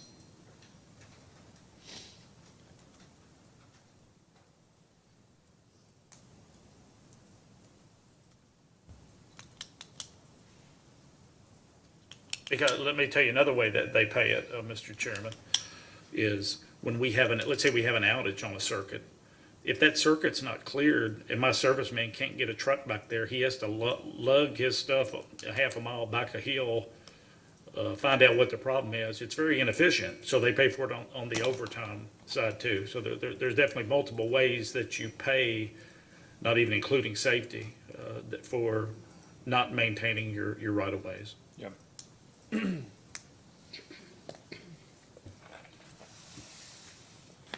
And then that increases your risk of reportable injury, right? More? Technically, it could. Yeah. Which could increase Safety's your a big insurance costs. I concern. mean, it seems to be, you ever heard the term penny wise and pound foolish? Yeah. Does that seem to be an accurate representation of sort of saying, well, we're gonna save money, not just year to year, but like long term, not clearing right away, knowing what you know about the cost of not doing so? Yeah, I mean, that's not what I would do. I mean, obviously, you know, if you're limited in money, sometimes you might have to back it down a little, but if it gets to be where it's imprudent, you need to be back in here and talking to the commission. But that's the thing, so even if you all could set your own rates, if you're unwilling to raise the rates total, it doesn't matter who sets the rates, it's an issue of It can be, yes. spending the money, right? Yeah, that's the third biggest thing we spend money on, purchase power, labor, and right away. That's probably the third biggest thing we spend on. Purchase power, labor, and right of way. Purchase power, what, 2/3, 3/4 of your No, cost? 82%. Okay. And that's a function of Taylor County's rates are low, the retail rates. Yeah. Now, East Kentucky provides us good wholesale rates. Fuel adjustment has impacted that significantly. That's not money we receive. Right now, we're operating on 18 cents on the dollar we receive retail. Okay. So, cash expenses outside of purchase power, it's labor, vegetation management, what's the third? Well, I would say purchase power, Oh, no, forget purchase power. excluding that. For distribution expenses only. Those are the two biggest things that you have, labor benefits, and then your right-of-way spending. Now, you obviously have some other costs that are non-cash, which you say cash, you got depreciation, interest on long-term debt, and Right. Those type things. Okay. All right, so I want to talk just, I think my only other real question,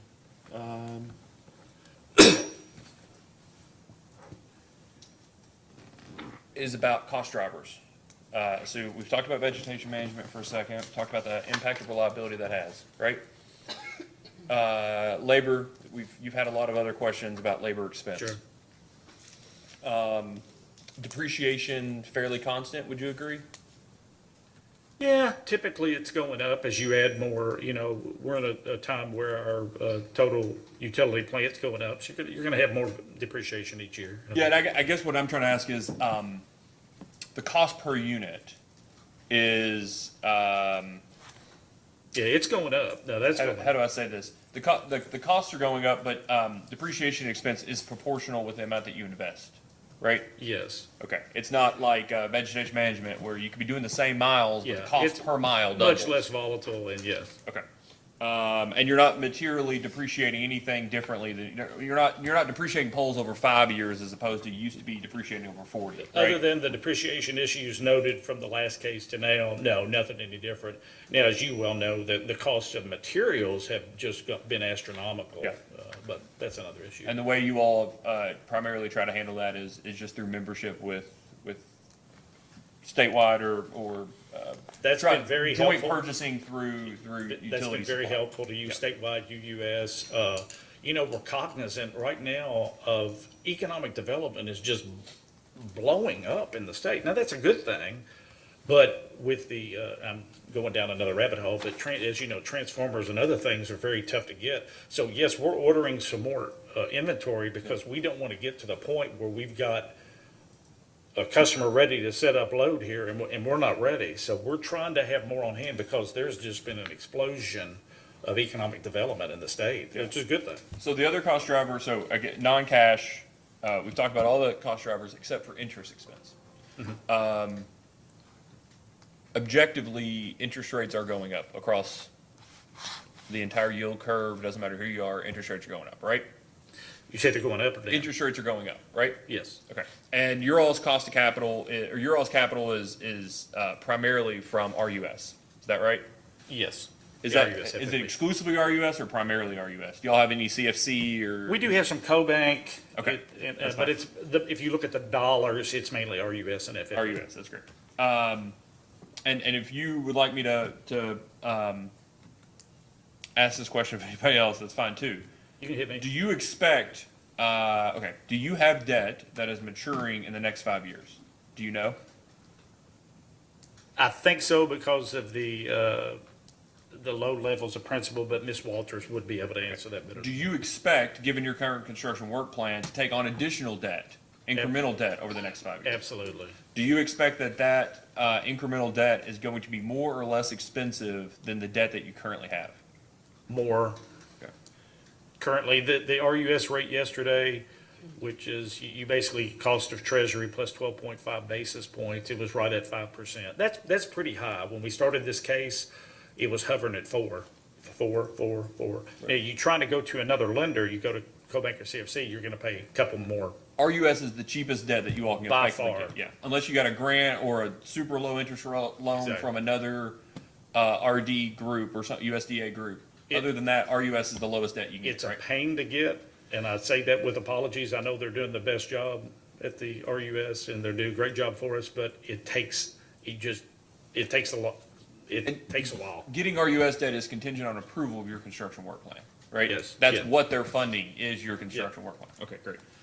So do you expect that going forward, knowing what you know about vegetation management, knowing what you know about labor and the issues that you're having with labor, and expecting that you're either going to have to refinance or take on incremental debt, and that debt is going to be higher cost than what you currently have embedded, do you expect that that's going to necessitate future rate increases at some interval sooner than your last rate case?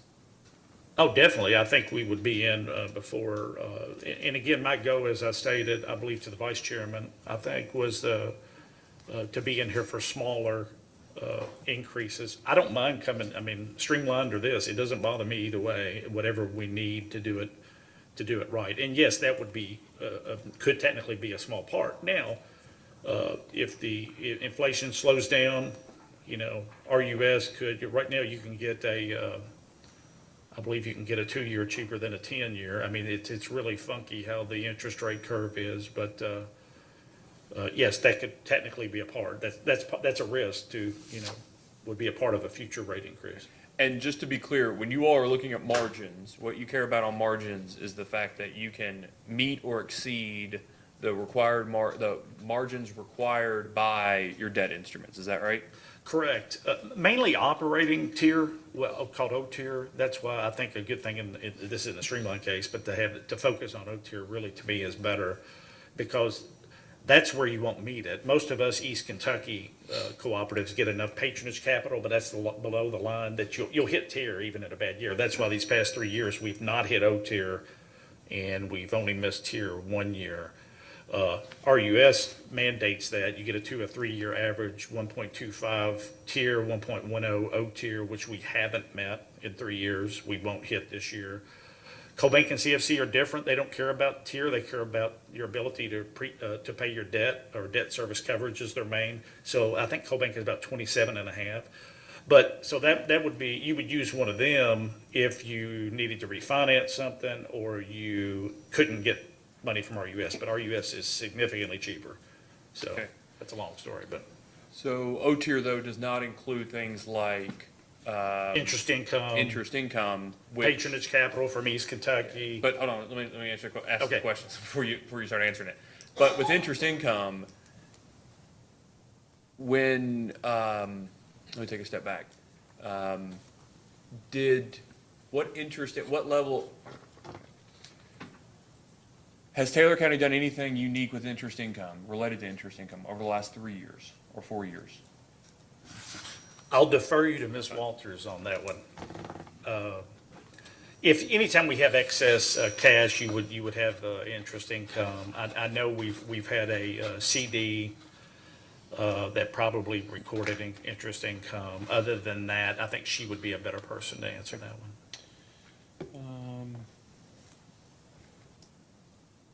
All right, Ms. Koenig? Thank you. Hi. Just to follow up on the chairman's question. Sure. While it's fresh in everybody's mind, can you update us on your current RUS loans? Okay, so as everybody knows in this case, and we haven't really been questioned too much, very similar to the Jackson Purchase case, we have money that we've spent for capital and construction projects that we're trying to borrow from RUS. It's approved. You have to file what's called a 219 form. Don't ask me to explain all the numbers, 605, 219. That money has been spent 2020, 2021, and a little bit in 2022. We exceeded how much we borrowed previously, so we had to put it on this construction work plan loan, which started in 2023. This is the streamline process that started in November. We sent it in. All feedback that we were getting from RUS was, by early summer, late spring, early summer, you should have your money. I mean, and that's why we filed the case. I don't remember when we filed, June-ish, whatever. Did the same thing in the same timeline in the Jackson Purchase case. And I will say we're this close to receiving the money. I mean, I talked to RUS yesterday. We've done everything. It's just, sometimes you're in a holding pattern. But the thing is, this is money we've spent, that $11,475,000 that we're asking for on the interest.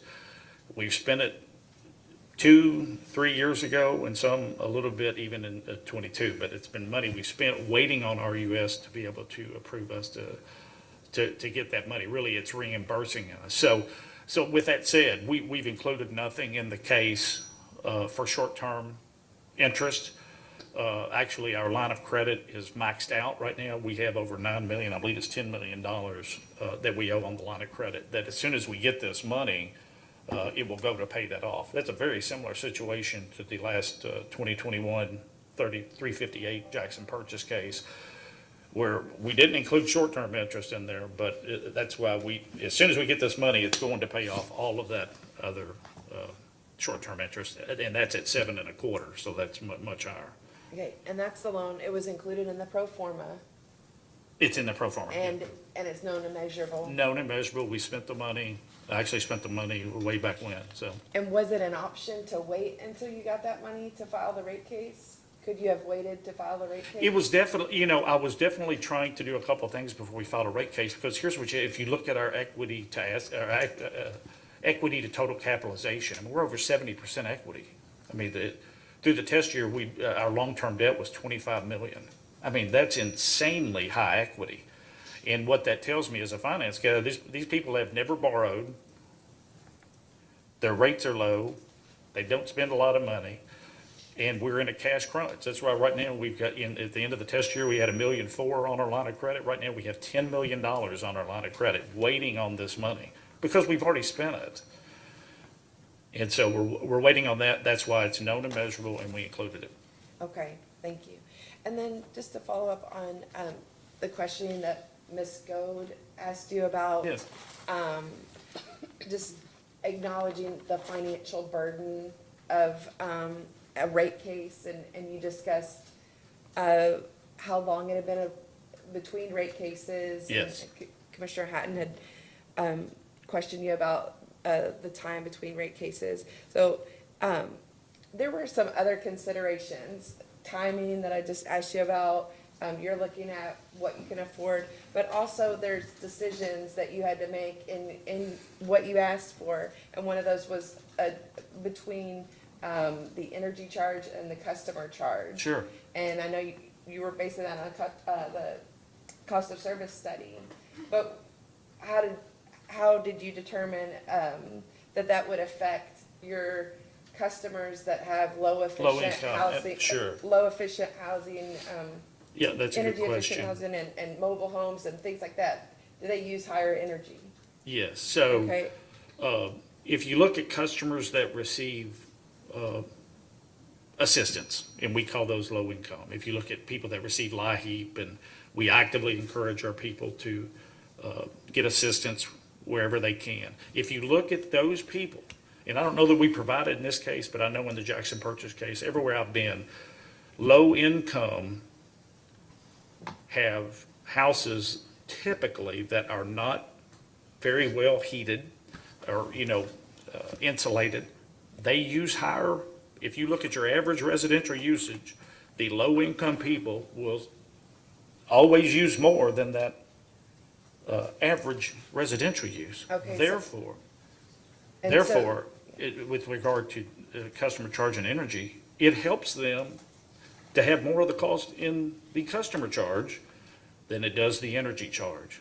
At least the people that are using more. And we know it's a proven, where I've been, I can't speak for every co-op, that low income, and Mr. Wolfram could probably expound, use more energy on average than the residential customer. And therefore, if you don't put what the cost of service is recommending a little bit more, really the cost of service recommends a $30 customer charge. We're going to 16 because we want to be incremental. But to me, it hurts them more when you stick more in the energy. I think that's proven by the facts that we can supply in this case. Okay, thank you. And then I did want to follow up on, Chairman Chandler asked you about your considerations for taking trimming and right-of-way in-house. Yes. Do you have the equipment that it would take to bring that in-house, to bring that job in-house? No, and I think probably the chairman's aware, but I'll say it. I think most people are aware. It's very capital intensive to get into the right of way vegetation management business. It's very capital intensive. You have to have chippers. You have to have huge trucks that haul away. You have to have. They have these, not zebra. What is the animal name? It's some kind of weird cutter that we use. It's very expensive to cut trees. So, and I'm sure the chairman's aware, but just to put it on the record, yes, it's very capital intensive for somebody to get into the vegetation management business.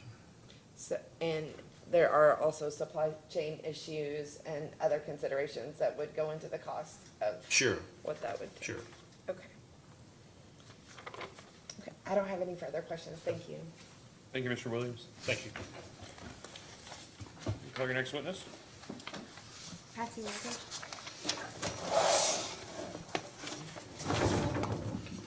I apologize. That's the third time I've hit that. You're a hand talker. I am a hand talker. Me too.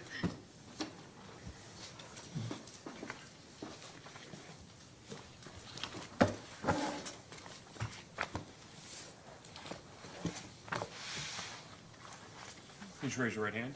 Do you swear or affirm that the testimony you're about to give is true and correct under penalty of perjury? I do. All right, please have a seat. State your name and address for the record. My name is Patsy Walters. My address is 625 West Main Street, Campbellsville, Kentucky, 42718. And I'm gonna stay seated here. Nobody's ever told me they couldn't hear me, so if you can't hear me, tell me, but, can you please state your title for the record? Manager of Finance and Accounting. And are you the same witness that caused testimony and responses to data requests to be filed in the record of this proceeding? Yes, And you also caused some corrected responses to be filed when we had some corrections to make? yes. Other than those corrections that we've already filed in the record, do you have any other corrections or additions to make to any of your responses or your testimony? No, If I were to ask you those same questions today, would your responses be the same? yes, And is it your desire and intent to incorporate those into the record of this proceeding? yes. The witness is available for cross. Ms. Goeb? Thank you, Chairman. Good morning, Ms. Walters. Morning. You are responsible for managing the finance, accounting, and debt portfolio for Taylor County, is that correct? That's correct. And is it accurate to state that Taylor County has used a 1.85 operating times interest earned ratio, or an O tier, to calculate its revenue requirement in this pending case? Correct. And does Taylor County have loans through R.U.S.? Yes. What is the O tier and tier requirement for the R.U.S. loans? O tier is 1.1 and tier is 1.25. And by requesting a higher tier and O tier than what the loan covenants require, does that increase Taylor County's revenue requirement in the pending rate case? Yes, And by increasing that revenue requirement, that also increases the rate increase on the Taylor County's customers, correct? yes. Thank you, Ms. Walters. Chairman, I have no further questions. Ms. Tessie? Thank you, Chairman. Ms. Walters, I want to pick up where Ms. Goode left off with Mr. Williams real quick. She had mentioned requesting Mr. Williams' compensation in a post-hearing data request. And you may know the answer right off the top of your head, but is his vehicle included in what the utility considers his compensation package? So the utility purchases the vehicle at the board's discretion. So as far as the price of the vehicle, it's not included in his salary. There is a line item on our worksheets that did list a vehicle analysis, but that was in reference to the cost of mileage in reference to work orders per our R.U.S. audit, which is a very small amount. Okay. So if we were to include something about that on our data request, you would be able to give us that information? Yes, it would Related. just be the price of the vehicle, the cost of purchase price. Is there any restrictions as to mileage or any rules that he has to follow with regard to usage related to work? We don't have a written policy. Well, I guess that will lead me into my next question, and if you don't know the answer, I understand. But since Ms. Goode raised the question of the allegations made in the email and Mr. Williams saying he was willing to look into it if there was something, do you all have any written employee policy regarding vehicle usage or things like that? I don't believe we have a quote-unquote written policy. It's always just, you are expected to know that you're not to use your company vehicle for personal use. I'll go more broad. Do you all have a written, code of conduct or employee policy at all? We probably need to work on updating. I think Mr. Williams has talked about we're in the process of updating a lot of our policies. So if we do have a policy, we probably do need to update those. Do you recall the last time it was even a thought? You've been there a while, so. I've been there 9 years. We've never had an issue to where I had to go and research our policies for a particular incident, if that's what you're asking. Okay, all right. I will now, I want to ask you a few questions about some of the exhibits. The first one would be it was a response you sponsored schedule, response 1A. It's about the account 931. And then there's an account 589, and they're both about rent. Do you recall? Which data request was that in? That would be I believe our first one. And which number was that? It was, the account, I think it was account 931, FERC account 931, and then the 589. Which request? Oh, I'm sorry, the first one. Oh, okay.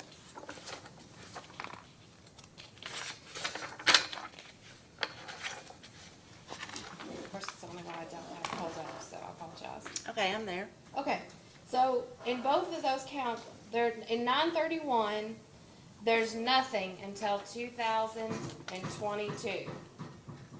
And then in 2022, you all begin paying, it's listed as $15,000 for rent.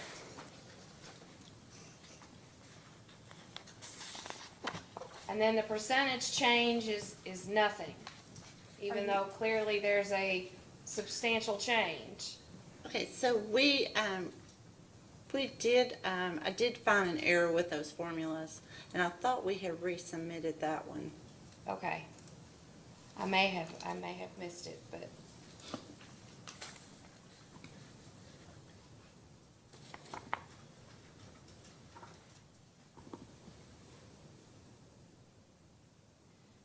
Well, Attachment 1A and 1B, yeah, we filed corrections to those. okay, so you think that covers that?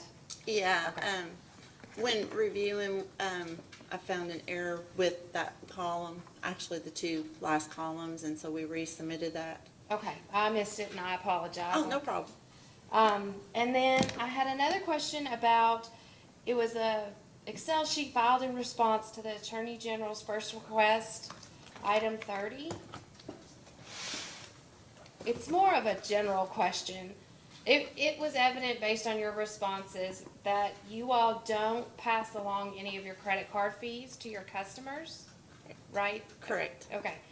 And when you go in and look at what you provided there to the Attorney General, I think it goes back quite a ways, and it appears that the expenses you all are paying related to credit card fees have tripled. Have you all talked about addressing that issue? Because there doesn't appear to be a downward trend at all. Actually, the management team has discussed passing those credit card fees on to our members that choose to pay their bill with a credit card.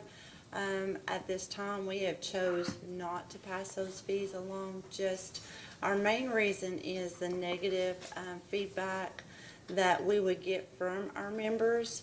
About 1/3 of our members currently pay with credit card, and they see this as a convenience, and we're afraid if we start passing this along, they'll feel like they're being penalized for paying with a credit card versus another form of payment, and they may go back to paying with check, which we run the risk of return checks. So we have discussed it, but we've chosen at this time not to pass those fees along. But we do welcome the Commission's opinion on this matter. Well, let me ask it a different way then. Have you all sat down and crunched any numbers to see at what point? I mean, it's almost 200,000, which doesn't sound like a lot, and for some utilities, it's a huge amount, and for others, it's not. But it's rounding up on 200,000. Has there been any cost analysis done as to see whether maybe those return check fees might be okay versus passing a? Well, the return check fees are very minimum, but the problem that you run into with the return check is the money that was paid on that bill is now being reversed back off that bill, so therefore you're not receiving payment. Therefore, we're not receiving the money that we need to operate on the return check. So the return check fee theirself is not very much. It's just the impact of not getting the money for their bill. Yes, we have looked at credit card fees. That has definitely been a talk across all the co-ops, just for the simple reason the fees do continue to increase from year to year. We are locked into a contract with our software provider that handles our credit cards. So we don't have a lot of wiggle room per se. We can't get out of that particular section of that contract. It's a all or nothing. How much longer do you have left on that contract? 2025. Okay. My next questions relate to the response you originally provided. I think staff asked about it in DR4, the fourth request. But the original issue arose in a response to the AG, and it was on your answer on PDF page 322. I'm not sure how you have it, but it was the June 2023 board minutes. It was a question about the approval for the CoBank credit line. Do you recall? I think Mr. Williams actually sponsored the request, but we thought you might be more familiar with the debt. Do you? Okay, so it was the CoBank increase of the line of credit. Is that what you're Yes. referring to? Yes. So we, at the beginning of the year, we had a $3 million line of credit with CoBank, expecting to get the reimbursement funds from R.E.C.C that Mr. Williams discussed earlier by late spring, early summer. Whenever we realized that we were not going to be able to advance on those reimbursement funds from R.E.C., we then had to go to CoBank and it temporarily increased that line of credit from $3 million to $6 million. Okay, so I just want to clarify something, that the correction that you all filed, Exhibit 3, Schedule B2, the short-term debt correction, is that the same line of credit as you are referring to? So which one is? It was filed on, I think it was September the 12th was the corrected filing. And I think it was, this short-term debt that's listed was completely, I think, inadvertently left off originally. So then it was just submitted, but it is a CoBank loan. May I approach? I think it was an Excel spreadsheet. Can I- It was, I'm sorry, yes, it's in Excel. Oh, okay. Yes, so this is the same CoBank short-term line of credit. Okay, so I want to ask you some questions, but I'm not asking for a legal opinion. I'm gonna try to get around that. Based on the information provided in the schedule, the corrected schedule, the maturity date is 2024, and the original date was 1995. The original issuance date was 1995. Is that a term of more than 2 years? Actually, the date of issue probably, I probably need to correct that because the date of issue was when we actually started the line of credit with CoBank. But every 23 months, we have to renew that short-term line of credit just to keep it under the 2-year threshold. Has it been renewed more than 6 years? Yes, we renew it every 23 months. Okay. So if we ask in a post-hearing data request, you would be able to tell us when you took out the most recent amount and the times it's been renewed since. Yes, Because yes. I don't think in that format we've gotten that information. Okay. Yes, we actually have paperwork drawn up each time we renew the short-term line of credit. We actually have to be approved for that. So there is actually paperwork that is taken to our board, and we are approved for that short-term line of credit. So I would actually have that paperwork. Okay. All right.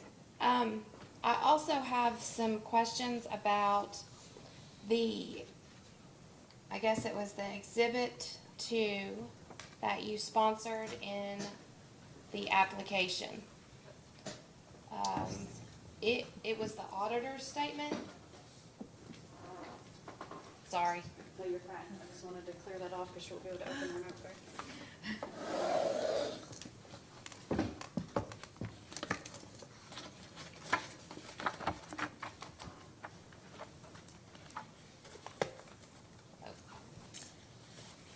Just let me know when you find it. And which one are you referring to? Is it the audit report in the Yes, application? the Okay. audit report, it's PW2, and then I am on, it's page 89 of the whole PDF. But it is notes. Mine are not numbered, so. Oh, I'm sorry, it's no, I've note got the 6 number and at the 7, so it's six- it's toward the end.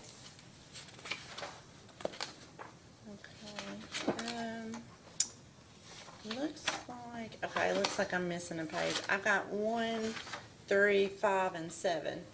So is it on 7 or is it on 6? You may. I'm missing a page. Oh, there we go. So would it be this? So it goes from 5 to, You can, okay. can you just clarify? Can you Is it clarify note- which page? It's actually page 15 of the audit report, Okay. and then notes 6 and 7. Okay, sorry about that. No, it's so, I don't know how it makes it easier for witnesses to find it, or, and it depends each time, so, no, don't apologize. These are about both the short-term debt, which I think we've straightened out the co-bank. That is not in any way a federally funded loan either, right? Correct. Okay. And then I had some questions about the capital lease obligation.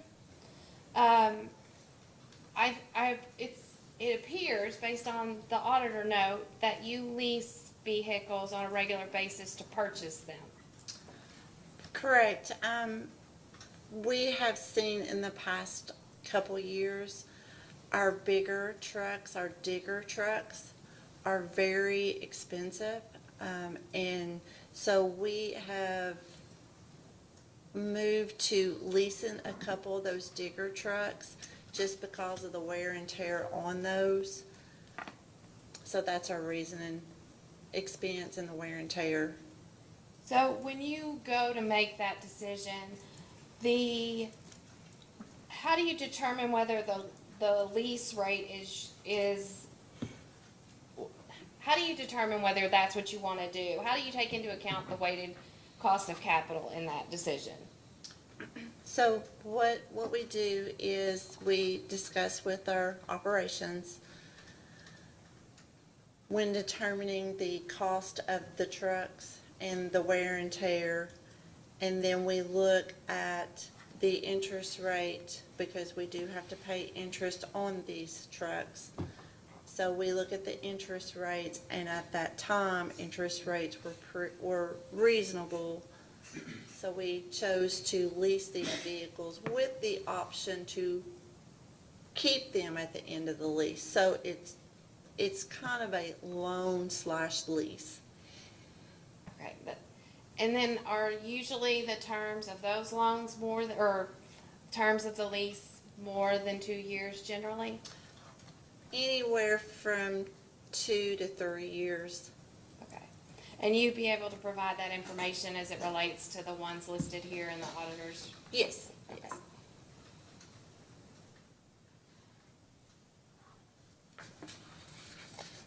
Now, I'm totally shifting gears all away from all the money related stuff. So, staff had asked several questions about the bill and the format of the bill. The response to staff's request, fourth request, item 13.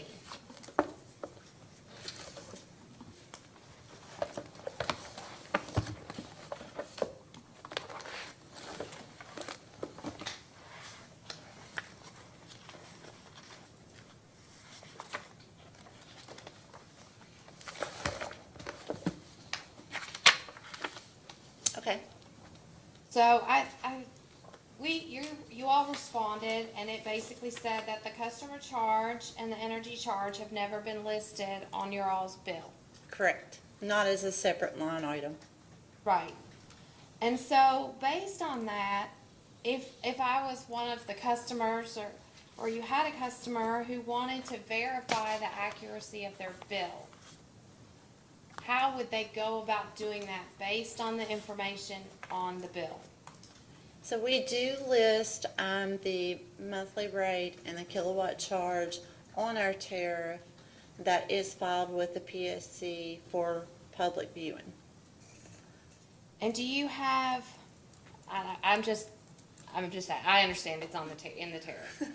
Do you have instructions or any information for a customer who might look on your website to find how to, or where to go to verify their bill? We do have our tariffs on there, but as far as instructions on our website, we do not. Okay, what about the customer charge part of that equation? I know it's in your tariff, but once again, how would a customer know? Other than looking at the tariff, we have an open door policy, so, a member is always welcome to call us at any questions that they have with their bill. And we have a great staff that will sit down and go through their bill. So, Okay. I think that's all the questions I have, Mr. Chairman. Oh, sure. I don't. Just a couple questions about interest income. Did you all do anything special with the, when RUS permitted you or USDA permitted you to do things with the cushion of credit? we did not, just for the simple fact of our cushion of credit balance was so low. We currently, only have $300,000 in our cushion of credit.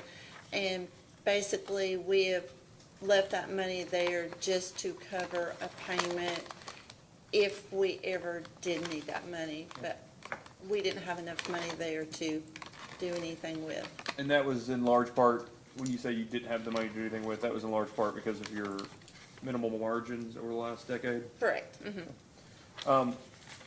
What are the, just off the top of your head, and if you need to refer to something, that's fine, or if you're unable to answer the question, that's okay too, but what are the big, reasons, what's the operating income, non-operating income that you have that significantly would mean that O tier is significantly different than tier?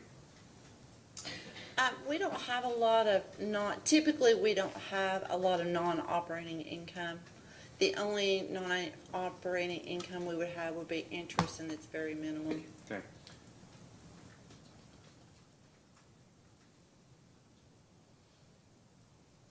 All right, and then,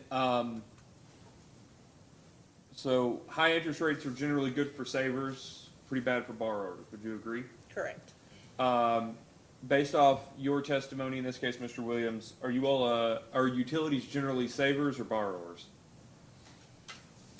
We try to manage cost by saving our members, but it's a double-edged sword because it takes money to build our system, and we typically have to borrow, so. Yeah, I mean, utilities are capital-intensive Right. entities, right? You Right. all are literally, you're investing in systems. Yes, constantly, yes. Right. So typically, it's frowned upon if we put a lot of money in savings, I think the PSC wants us to spend the money and borrow for capital projects rather than saving it in a account somewhere. Well, so, and forget the PSC, you know, I don't know that we waxed and waned a lot on that, but for you all, right, that's, you necessarily want to reduce the cost to customers, right? And you all have low-cost capital available through R.U.S., would you agree? Correct. Okay. But, as interest rates rise, that increases one of your primary costs, right? Correct. Okay. Do you think that that necessarily means that you'll have to, all else being equal, reflect those costs through more frequent rate cases?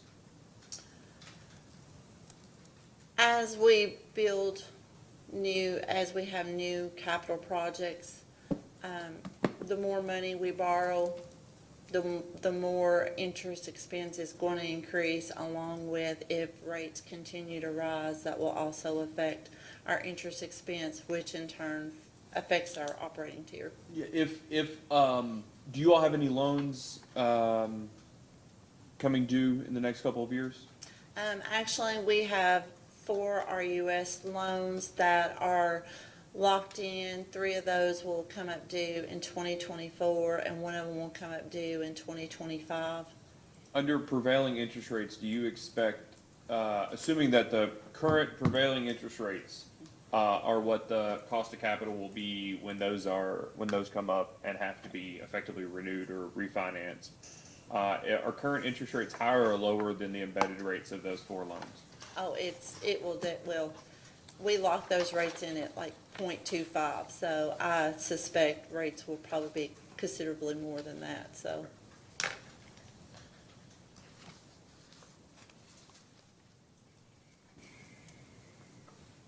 Let me make sure I have an appreciation for this. You are proposing to raise rates approximately 12%, Correct.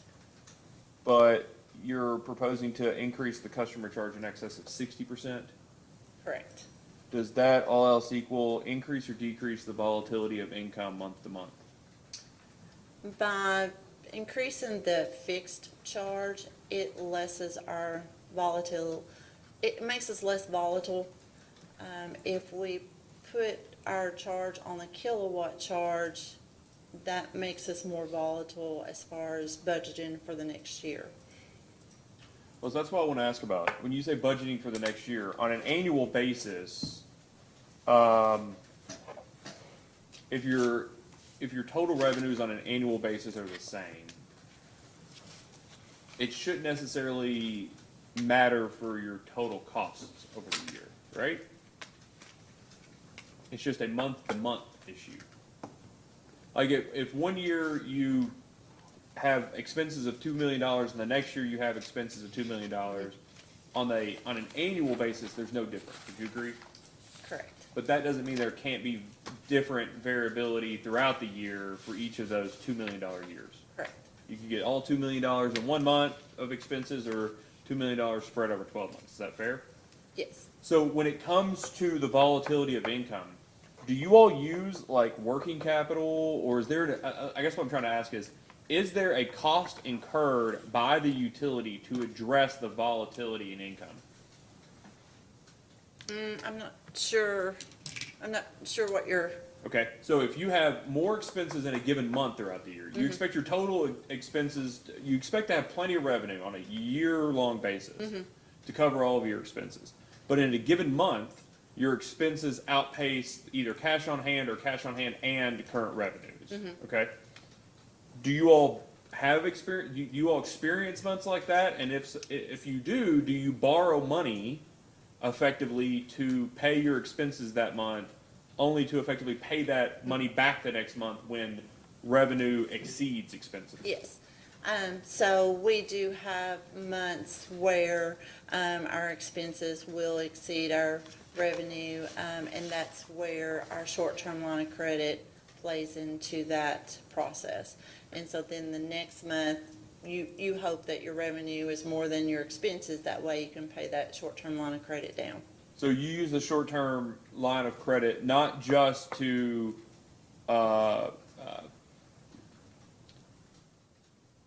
initially fund capital projects to be refunded by RUS, but you also use that same fund as effectively cash working capital?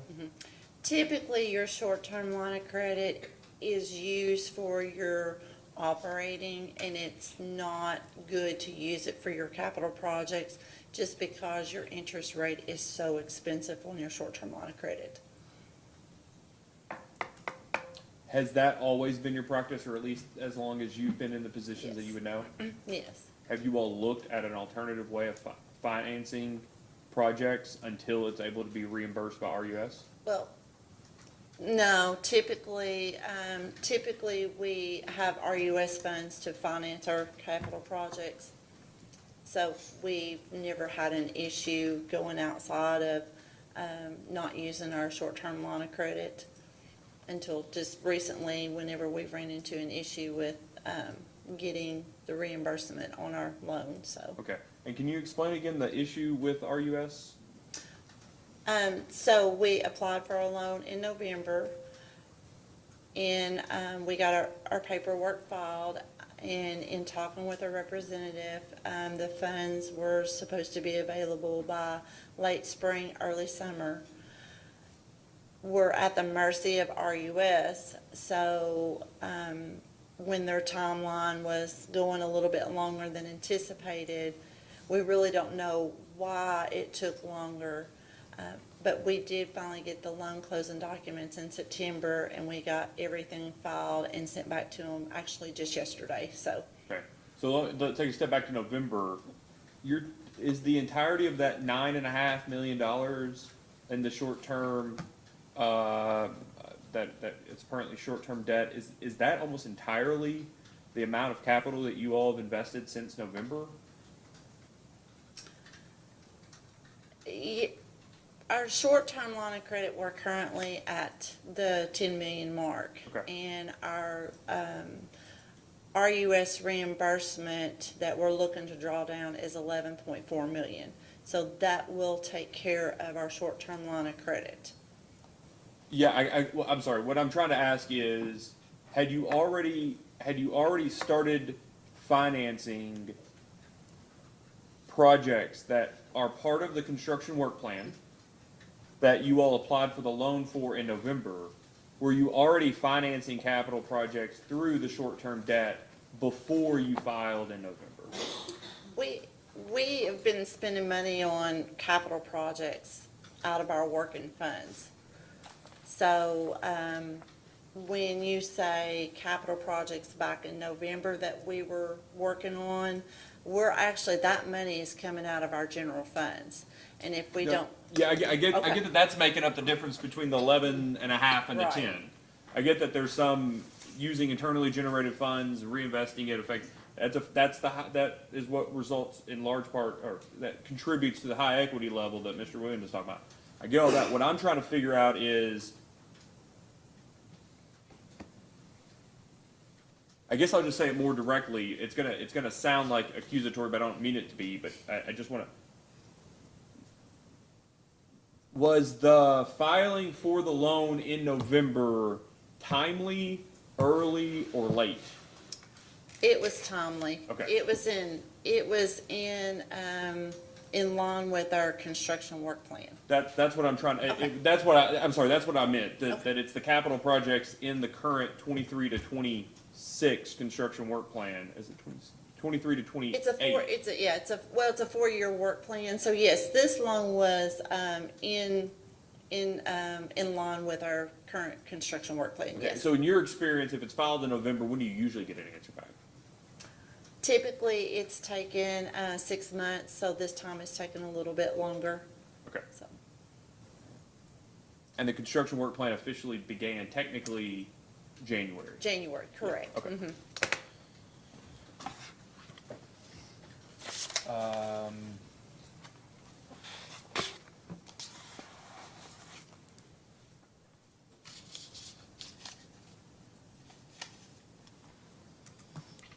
And we have the documents for the short-term debt?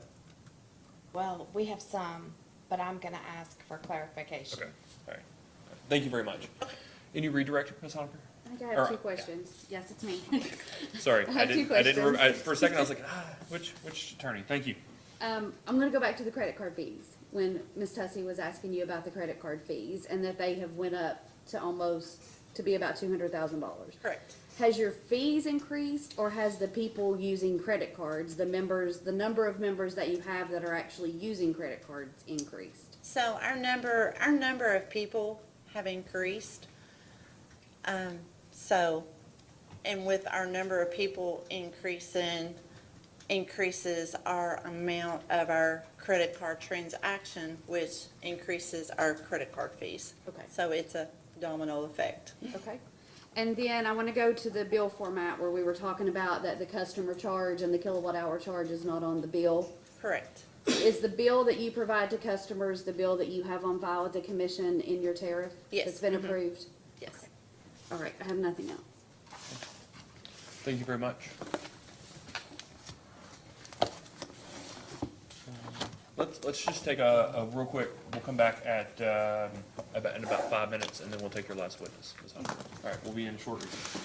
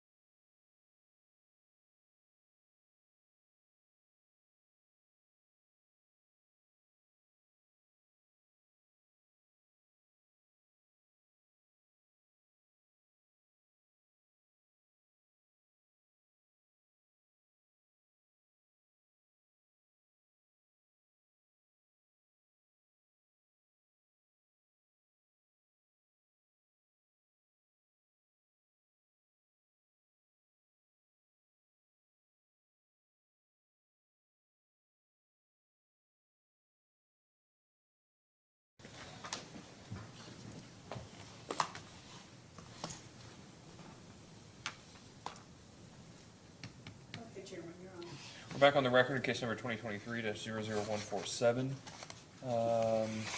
Ms. Honaker, would you like to call your last witness? Mr. John Wolfram? And Mr. Wolfram, please raise your right hand. Do you swear or affirm that the testimony you're about to give is true and correct under penalty of perjury? I do, so help me God. Please have a seat. State your name and address for the record. My name is John Wolfram. My business address is 3308 Haddon Road, Louisville, Kentucky, 40241. Okay. Ms. Honaker? And how are you employed, Mr. Wolfram? I'm the founder and principal of Catalyst Consulting LLC, a rate and regulatory consulting firm. And were you hired by Taylor County R.E.C.C. for this proceeding? Yes, I was. And are you the same witness that caused testimony and responses to data requests to be filed in this proceeding? Yes. And do you wish to make any changes or corrections to any of those today? I do not. And if I were to ask you those same questions today, would your responses be the same? Yes, they would. Is it your desire and intent to incorporate those into the record of this proceeding? Yes, it is. The witness is available for cross. Ms. Goode? Thank you, Chairman. Mr. Wolfram, in your rebuttal testimony, did you agree with some of the Attorney General's witness, Mr. DeFever's recommendations? Yes, I did. And do you agree with Mr. DeFever's recommendation to normalize depreciation expenses by using balances as of the same date as the rate base?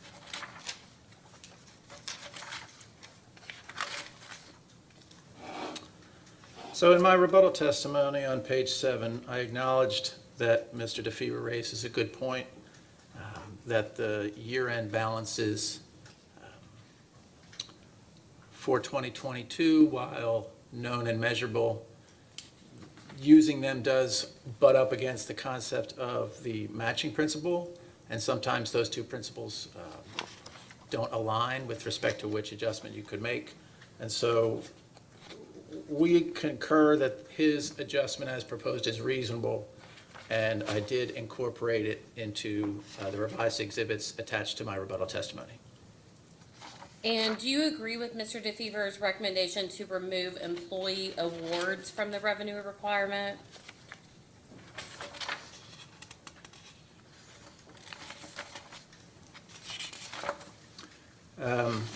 Yes, on employee awards, the company did intend to remove those from the revenue requirement, and so we agree with that recommendation. And do you agree with Mr. DeFever's recommendation to remove the costs associated with preliminary work for a GPS system project on the basis that the expense is non-recurring? Yes. Do you agree with Mr. DeFever's recommendation to reduce the test year meter sampling costs to reflect the savings associated with Taylor County's commission-approved sample meter testing program? Yes, we agreed that those certain consulting fees should be removed from test year expenses. That was my next question, but I'm actually for that one talking about the test year meter sampling costs. Oh, I'm sorry. It's actually both parts of his recommendation with which we agree. Okay, and just to clarify for my next question, you also agree with removing those non-recurring consulting fees associated with the sample meter testing program, correct? That's correct. And is it correct that based upon these adjustments, Taylor County agrees to reduce its requested revenue requirement by approximately $244,247? Yes, updating my exhibit JW2 would change the original requested increase of $6.377 million per year to $6.133, which is a difference of approximately $244,000. Thank you. Chairman, I have no further questions for this witness. Ms. Dimple, Ms. Dustin? Mr. Chairman, we've actually had our questions from Mr. Wolfram answered other ways. Thank you. Okay, Vice Chair? No. Mr. Wolfram, how are you? Fine, thank you. We don't do this near as much as we used to. Most of the cases you provided testimony on recently have been dispensed with without a hearing. But you've provided a significant, that's my word, but a significant amount of support for electric cooperatives and their rate case over the last couple of years. Is that right? I think so, yes. Okay. We've got, let's just break down those co-ops into two categories, Big Rivers co-ops and East Kentucky Power co-ops. You worked for cooperatives that are members of both systems, right? Yes, Okay. Those cooperatives, those G&T cooperatives, Big Rivers and East Kentucky Power, own their own generation and transmission, is that right? yes. They also participate in wholesale power markets, is that right? Each does, yes. Yeah, separate ones, Big Rivers and MISO, East Kentucky and PJM. Correct. Right, okay. As a general matter, just based on your experience, if wholesale power costs are $5 a megawatt hour for the next couple of years, with no constraints, nothing like that, would you be surprised if the management of both those G&T cooperatives just chose to buy power at $5 a megawatt hour as opposed to running their own generation at what is likely more than $5 a megawatt hour? So I would expect those G&Ts to procure power at the most economic way they can, which would be to procure it from those markets, even though their own generators are probably selling into those markets at the same time. So that's a long-winded way of saying yes. Yeah, so it makes more sense to, I mean, just conceptually even, it makes more sense that if you can buy at less than you can produce, it would make sense to buy it at that cheaper rate. Is that right? Yeah, assuming all else equal in terms of reliability and number of hours a year and whatnot, the G&Ts will aim to procure power economically as possible for the members' benefit. Yeah, and I guess all I'm trying to say is that, is it your understanding, based on the billings that are received through FAC and things like that, that the expenses from the G&Ts are not exclusively for their own generation and transmission? Occasionally, the costs passed on to distribution cooperatives are related to wholesale expenses related to purchasing power from those RTOs. Yeah, so it's my understanding that the wholesale bills that get passed on to distribution co-ops include the costs that those wholesalers incur related to power supply. So that could be fuel for or costs related to their own power plants, as well as costs incurred through participation in the RTOs. Okay. Administrative fees, market fees, all kinds of fees, actually. Right. I was For going those to say, RTOs. paying for transmission across the system, all kinds of costs, right? Many costs. Okay, so let's take transmission for a second. Those are allocated usually on a coincident peak basis, or often on either a load share ratio or coincident peak basis, or just wholly unavoidable on like a postage stamp basis. Generally, yes. Yeah, okay. And then when we're talking about buying power from the market, it could be that it's so cheap to buy it from the market you don't operate your own generation, or maybe at the time the demand that the utility has is in excess of its current generation. Both of those are possible as to reasons why they may just be buying all or an incremental amount of power from the market as opposed to selling in and buying back. Is that fair? I think technically those two functions are separate in both RTO integrated markets. The purchasing of power is a separate activity altogether from selling your power into the market. Right, and it's just it's not a coincidence. It's just an effect that sometimes those net against each other, either higher or lower. Like either you make money or your demand exceeded Right. your generation. It's just it's the mathematics of it, The right? construct would point to that, but they're not necessarily actually tied. Yeah. Okay. So we've covered that. We'll go over here just for a second.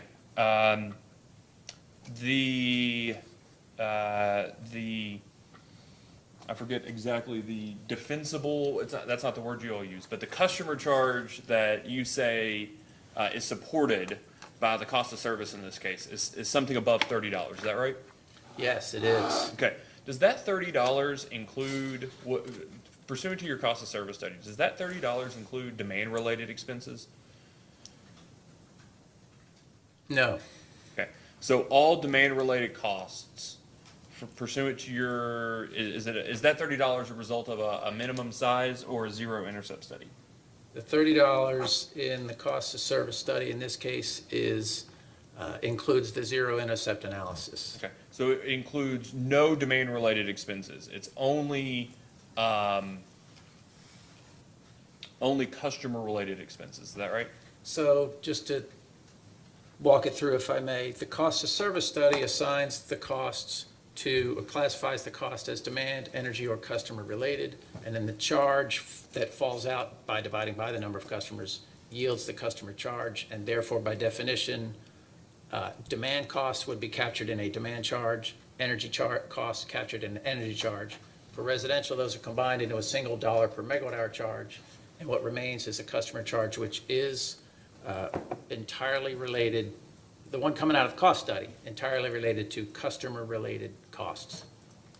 Okay. Not demand, not energy. Okay, and just taking a step back, are there costs that are classified as customer-related in your cost of service study that could reasonably be classified as demand-related? That arguable, that reasonable bounds could differ. So theoretically, that is possible, because when you get to that level of granularity in the cost study, there are maybe certain judgments that are used, some assumptions that are made. The use of the zero intercept reduces those kinds of judgments and estimates significantly, because it's just more theoretically and mathematically accurate to the extent it supports a particular customer charge. It's not the only item that feeds the customer charge or influences the customer charge, but it's theoretically possible. But for the most part, the cost of service-based customer charge is your actual cost to serve a customer, regardless of their usage. So, does the $30 include embedded expenses for transformers? The customer charge will include the costs of the theoretically zero-sized transformers, which you would need to be a customer without actually taking any power. So that's what the zero intercept study does. It performs a linear regression to come up with a theoretical amount of the cost of transformers that are not size variant, or that are otherwise, they're size invariant. So I need a transformer, but it doesn't matter how much power I use. I need a, quote, zero-sized transformer, and that's what the zero intercept estimates the cost of based on this linear regression technique. Right, so if what is the cost of a zero-size transformer? Are you asking me what the cost study says that it is in this case? Yeah, would you assume that there is a cost to a zero-size transformer. It's not a zero cost. It's not a That's imaginary correct. transformer. It's an equivalent cost of some real-life transformer. What is the cost of that transformer? What does it represent? Right, it's an estimated cost from this linear regression that takes the cost of all the real transformers and their real size, and determines from the regression what the cost of a zero-sized transformer would be if such a thing could exist. And theoretically, that is the customer-related portion of transformer costs as a percentage. Yeah, what is that transformer though? Like with the minimum size study, it's the smallest transformer that the utility actively uses. What is the equivalent cost, or is it just a portion of a real transformer? It is just a percentage of the total cost of the transformers that you actually have on the system. So it's a theoretical construct. Yeah, and then so is it a portion of? Is it a percentage portion of the entire cost of all transformers in the system? Is it a percentage cost of a particular type of transformer?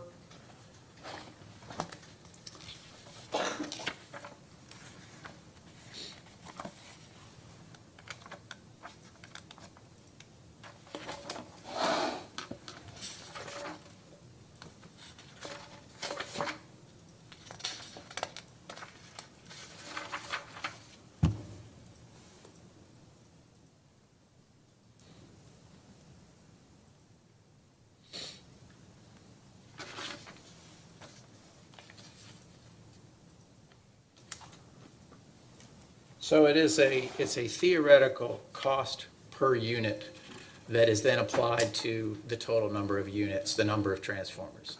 So Okay. it's a Total- dollar, The total number and size of transformers? it's a total number, but it's the per unit charge is weighted by size, Okay. is part of the linear regression. Okay. Let me ask you a question. Knowing what you know about the linear regression that you're using for the zero intercept study, if Mr. Williams' customers, all 27,000 800. I think that was the 27.8.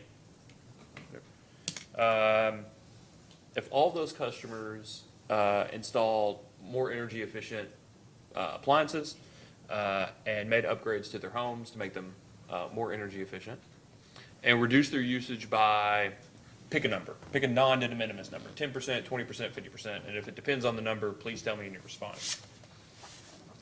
With the reduction in their demand and usage, so assume that proportionally it's the same. Their demand is whatever that, 50% less, and their usage is 50% less, okay? Would that affect your zero intercept study? So, again, allow me to talk it out. The zero intercept calculations are based on the quantity and size and cost of all of the transformers installed in the field when the analysis is done. So if that reduction that you mentioned as a premise of the question resulted in Taylor County changing out transformers in the field over decades or periods of time. That's right, or even all at once. Yeah, Or just even whatever all you'd at like to, once? yep. And then we installed either smaller transformers or a lower quantity of transformers or different size transformers, it would have an impact. So then how is it unrelated? How is it exclusively proportional, the customer allocated cost you're talking about, exclusively proportional to customer counts if it changes upon a change in demand? It's not proportional to customer counts, it's proportional to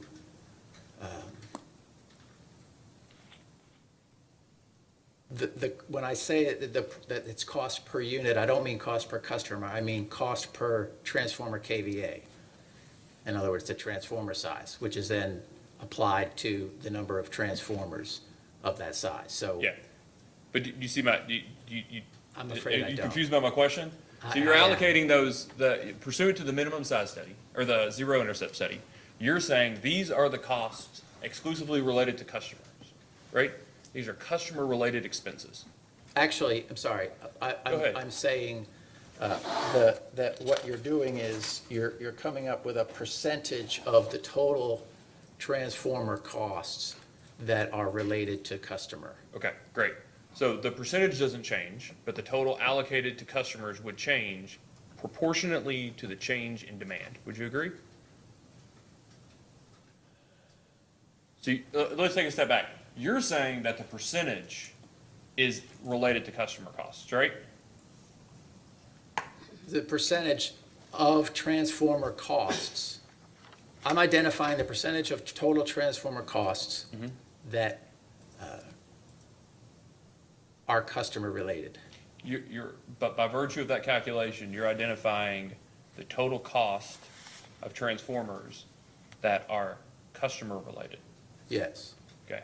But if demand changes, reduction of 50%, that cost, that resulting cost decreases. Would you agree? No, because the cost, the part that I'm identifying is a percentage. So if I say, we say here that for the transformers, it's 61% is classified as customer related. So I'll round down and call it 60%. Okay, so that means I'm gonna apply 60% of the transformer costs to the customer charge. Now, that 60% doesn't change. If the costs of transformers changes, then of course a different dollar amount would be applied. But you're not proposing customers pay a percentage on their bill. You're proposing they pay a customer charge on their bill. Yes, It's the end dollar amount that is necessarily the rate subject to our jurisdiction. Would you agree?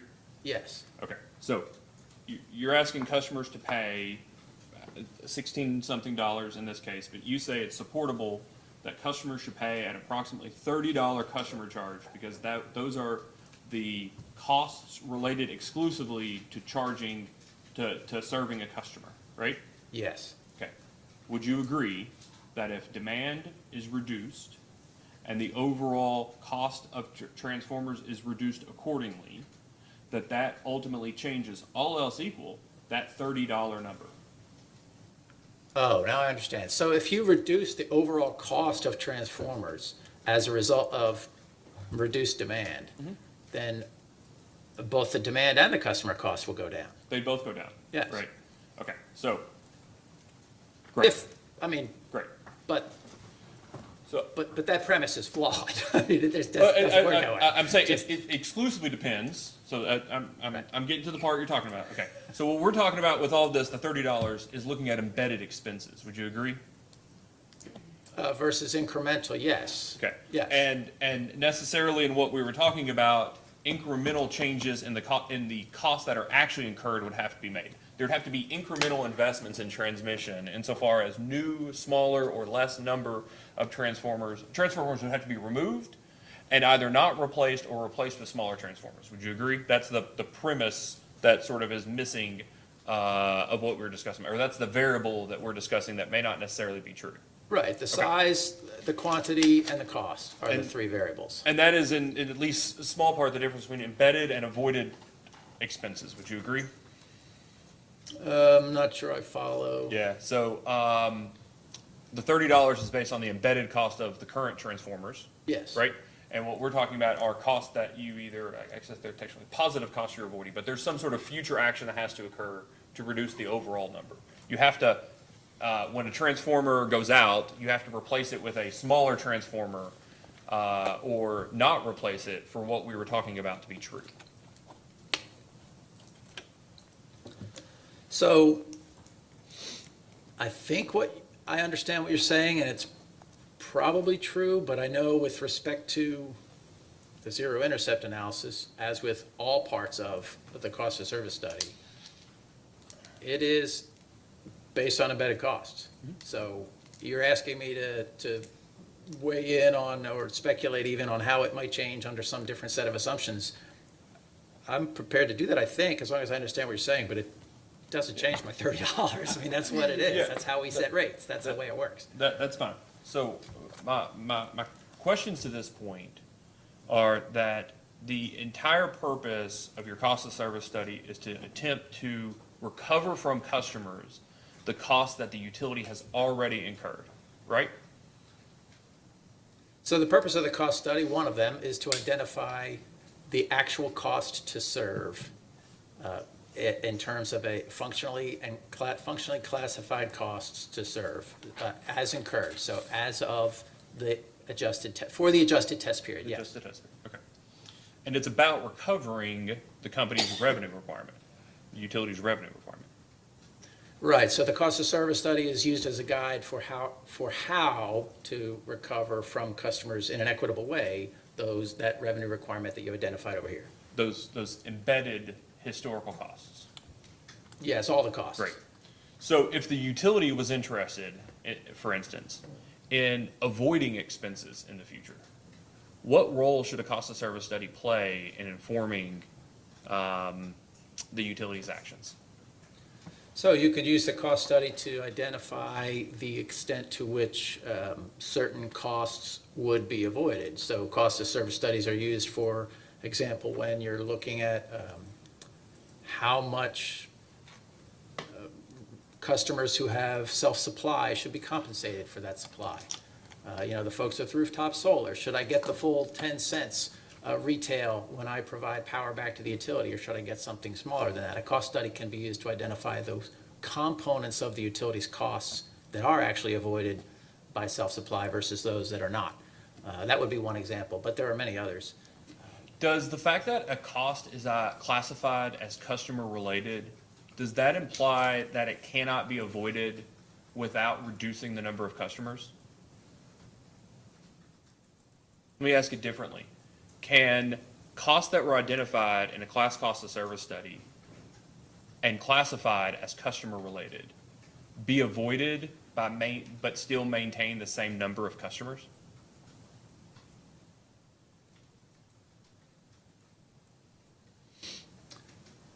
So they could be reduced. If a meter costs $100 and you can get it for $90, that's going to reduce the customer charge. If a service drop, or if sending a bill costs 40 cents and you can find a way to send it for 30, then that would reduce the customer charge. Can you entirely avoid the cost of a meter or the cost of sending a bill? Probably not. But they could be reduced by those things. Great. So if there are certain costs that can be classified in two or more buckets, or one or more than one bucket, right? So, for instance, costs that can be jointly classified as customer and demand, like a transformer. You classified transformer expenses as both customer and demand related in this case, right? Portions, right. That's So there's right, no but double counting, of course. You don't, yeah, you don't double count, but a single transformer is split. It doesn't have to go in only one bucket, it can go in multiple buckets, right? That's right. Okay, if reduction in demand, or even a reduction in customers, can reduce overall transformer costs, that has a follow-on effect for the total cost of transformers, and thus the allocation to the other classification. Would you agree? It's what we just talked about a second ago. If you could reduce demand from customers, theoretically, not theoretically, but under certain assumptions, you can also reduce that whole bucket of transformer costs, which has a follow-on reduction to total costs allocated on a basis of customers.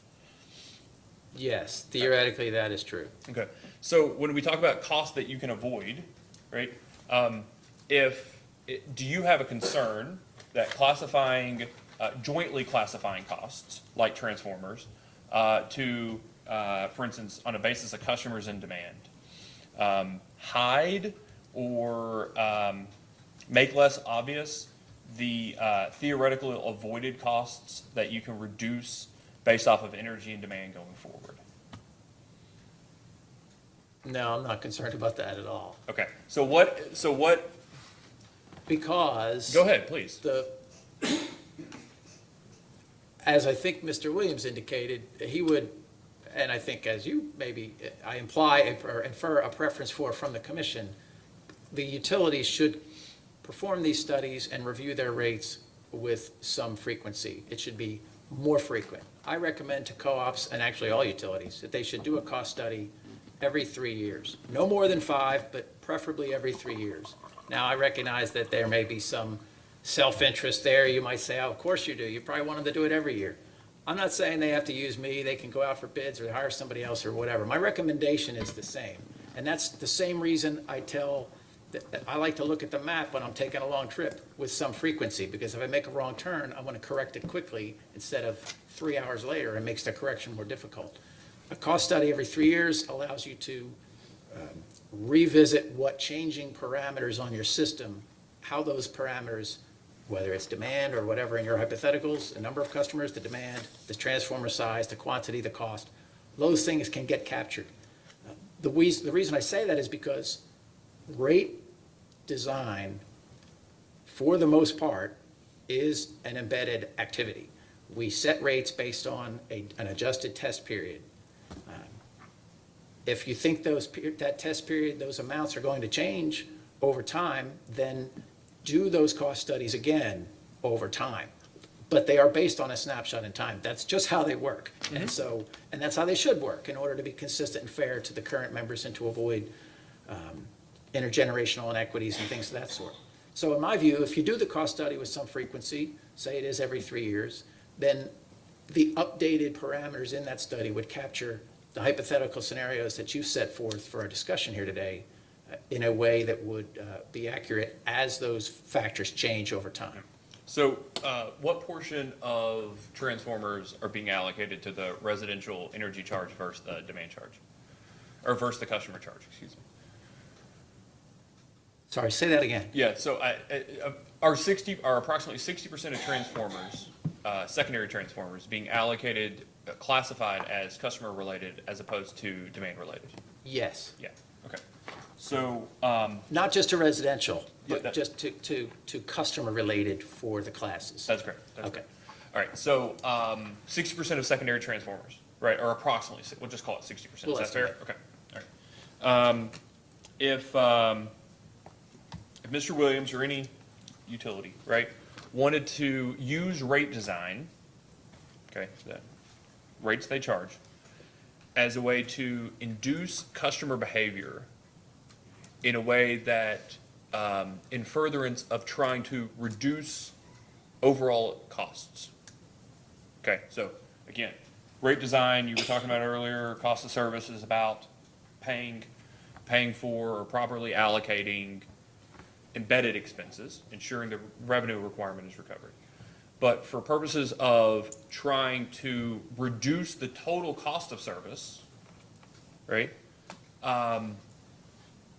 how, this is what I was trying to ask earlier, I think I did it in an artful way.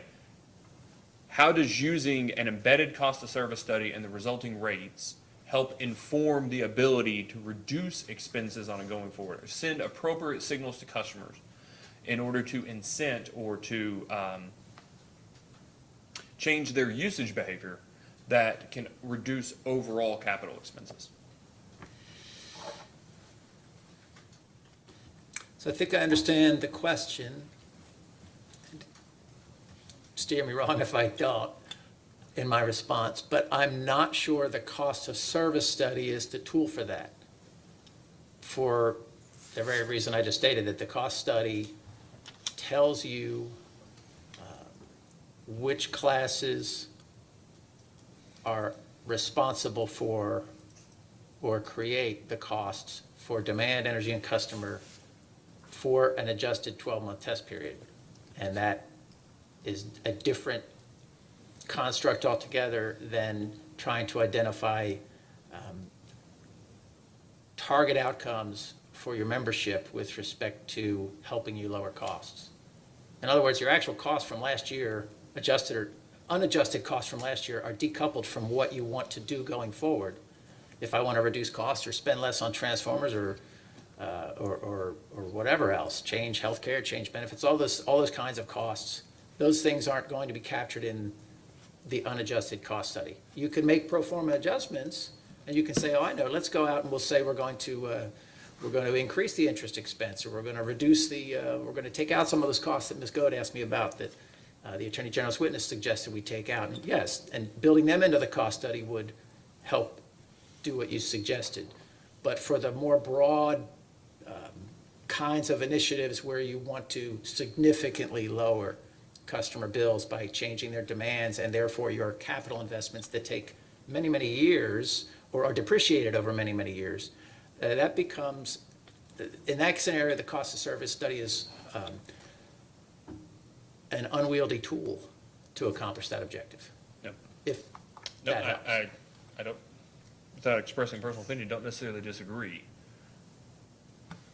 If Mr. Williams is concerned about the ability to get transformers, or any manager is concerned about the increasing expense of transformers, right? Wants to send an appropriate signal to customers, but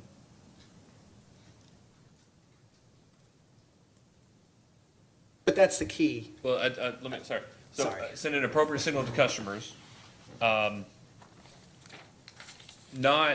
about unrelated to or not directly related to the the portion of cost that has already been incurred related to hypothetically serving them or theoretically serving them, but instead to incent them to use electricity in a way that reduces their overall contribution to going forward costs. Would you agree that a embedded class cost of service study is not necessarily the tool to further that interest? The only way I see that not the only way, the main way I see the cost of service study might further that interest would be to provide to the utility manager the actual cost to serve. And then if the manager wants to send incentives to the members to lower costs, then they should set rates above cost to serve. Yeah. Because a higher pricing, you're not going to do it by lowering the price. You're not going to incent a reduction in demand by lowering the price. I mean, it seems to me that it would be the opposite. Yeah. That the higher the price is, the more likely you are to get consumption reductions. And we've all been else talking being about equal. residential customers, because that's where the proposal is to put the entirety of this increase is on a two-part rate design residential customer. But even a three-part rate design is, for purposes of your embedded cost of service study, still a backwards-looking study about the costs that have been incurred. Would you agree? Yeah, they're in historical test period. Yeah. And even a forecasted test period, it's just the cost expected to be incurred over the next 12 months, right? Or some forecasted test period, but still embedded Yeah, I think that's expenses. right, as the statute or the regulation lays out what those constraints are. But there are constraints, yes. So going to the conversation about PJM and MISO, the G&T incurs wholesale power expenses. They also incur their generation and transmission expenses, all of those are either allocated to the G&T and then again passed on through to charges to the distribution cooperative, who then has separate charges that then passes those expenses on to individual customers. All of those are being allocated or classified or being charged based off very similar cost of service assumptions. Would you agree? So for the co-ops that I've done these studies for, I would say yes. Yeah. For the most part, that's true. And with the exception of any parts that might flow through the riders, so the fuel adjustment clause, all I do is pull that out. I don't mess with Yeah. that or analyze that. But for the most part, I think that's true. Yeah. So I just think about I take myself as a residential customer, right? Almost every residential customer in Kentucky, regardless of who they take service from, has a two-part rate, right? A customer charge and energy charge. At any point during the day, if I live in Taylor County, right, or Casey County, and I'm a Taylor R.E.C.C. customer, I don't know at any given time how expensive the power that the co-op is buying power to then sell to me. I have no idea what their cost is, right? That's correct. Yeah.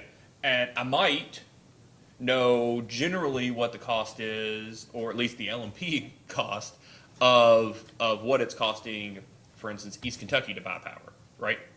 If you were to look at, say, the PJM or MISO website, I think you can find, real-time or near real-time market prices, locational marginal prices on those websites, and that would give you potentially some indication of part of the cost that the wholesale providers And incur. I'm wholly indifferent, frankly, if I do my laundry in the middle of the day versus if I do my laundry in the middle of the night from that perspective. Would you agree?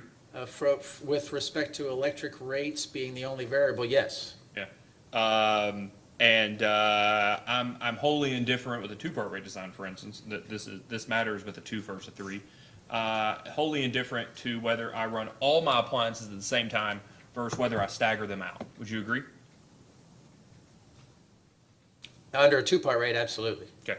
Taylor County is not under either of those scenarios. Would you agree? Under either of those Yeah. scenarios. The first scenario of whether I do my laundry in the middle of the day versus I do my laundry at night. Oh, for And the second- residential, yeah. that's true. Taylor County is a two-part residential rate, so they're not differentiating any of that, any on time or season. That's correct. Yeah. And but even with an ordinary demand charge, it's not time differentiated. It's not, but with the ordinary demand charge, when you hit your peak could affect your share of the coincidence. So setting aside that point, I agree Yeah, with sorry, you. that's the next step up. That is the next step. But the utility probably doesn't even affect them either way with that one. The utility does care necessarily if you're using all of your appliances at once versus if you're spreading them out. Would you agree? For operations, the customer's bill may not change, but for operations, the utility is very concerned about that. For operational purposes, but also for their bill. Would you agree? Yes, I think, Okay. yeah, for the wholesale bill, for managing the distribution co-op's wholesale bill, yes. And then, so let's talk about the wholesale bill for a second. You do all the demand at once versus doing let's start with the first one. Demand in the middle of the day versus demand at 9 o'clock at night. Okay. From a wholesale rate perspective, just your experience, the G&T is not necessarily indifferent to those. Would you agree? It's likely that electricity is more expensive during the day than it is at 9 p.m. most every day of the year. The G&T is sensitive to the time of day of the peak demand, for sure, because electricity costs vary with time over the day. Okay. Yes. And same difference, they care about aggregate demand. That if individual customer or all individual customers were spreading their demand throughout the day as opposed to incurring them all at once, they are not indifferent to that. Would you agree? Yeah, I think they're not indifferent to that. If for no other reason, then if you're being allocated on a load share ratio or you're being allocated on a peak demand or a 12 CP or a 1 CP or a 5 CP generation costs or administrative costs or transmission costs, aggregate demand at one point in time, a G&T is not indifferent to that, or a wholesale market participant is probably not indifferent to that. Would you agree? Yeah, I do think that's probably true. I mean, Okay. I didn't So- study it for this case, but I think that's true. Yeah, so let's take a huge step back in this. Customer charge, right? If the average bill is $100 and average residential bill is $100, and you just got rid of the energy charge, you said, okay, we're just going to send you a $100 bill. That's the average bill. We're just going to send it to you. We're going to reduce all of our volatility. That's an extreme. Would We you call agree? that the flat bill. A flat bill. The customer is indifferent to how much they use. Taylor is not indifferent to how much they use in terms of how they incur expenses.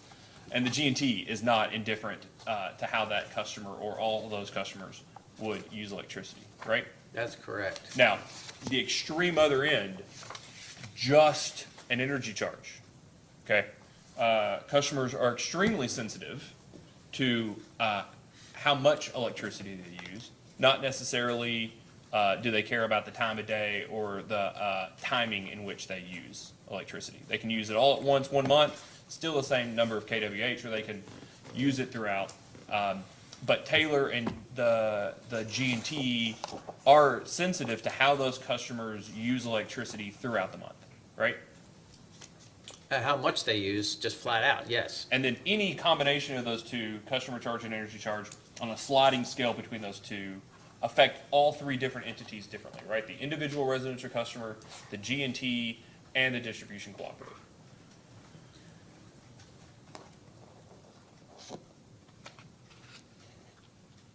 Well, so to the extent that the G&T doesn't care about the retail customer charge, if you set that aside, I would say yes. The G&T has really no interest in the distribution-related costs. They're not impacted by that at all. But if you set that aside, they all care with respect to the power supply costs. They all have an interest in that balance of customer charge, energy charge, and demand charge, and how they relate to their relative positions of those three charges. They all have some interest in that. Okay. So, how do you recommend that we set rates to ensure that neither the any customer, the retail customer, the distribution cooperative, and the G&T, how do you recommend that we set rates to ensure that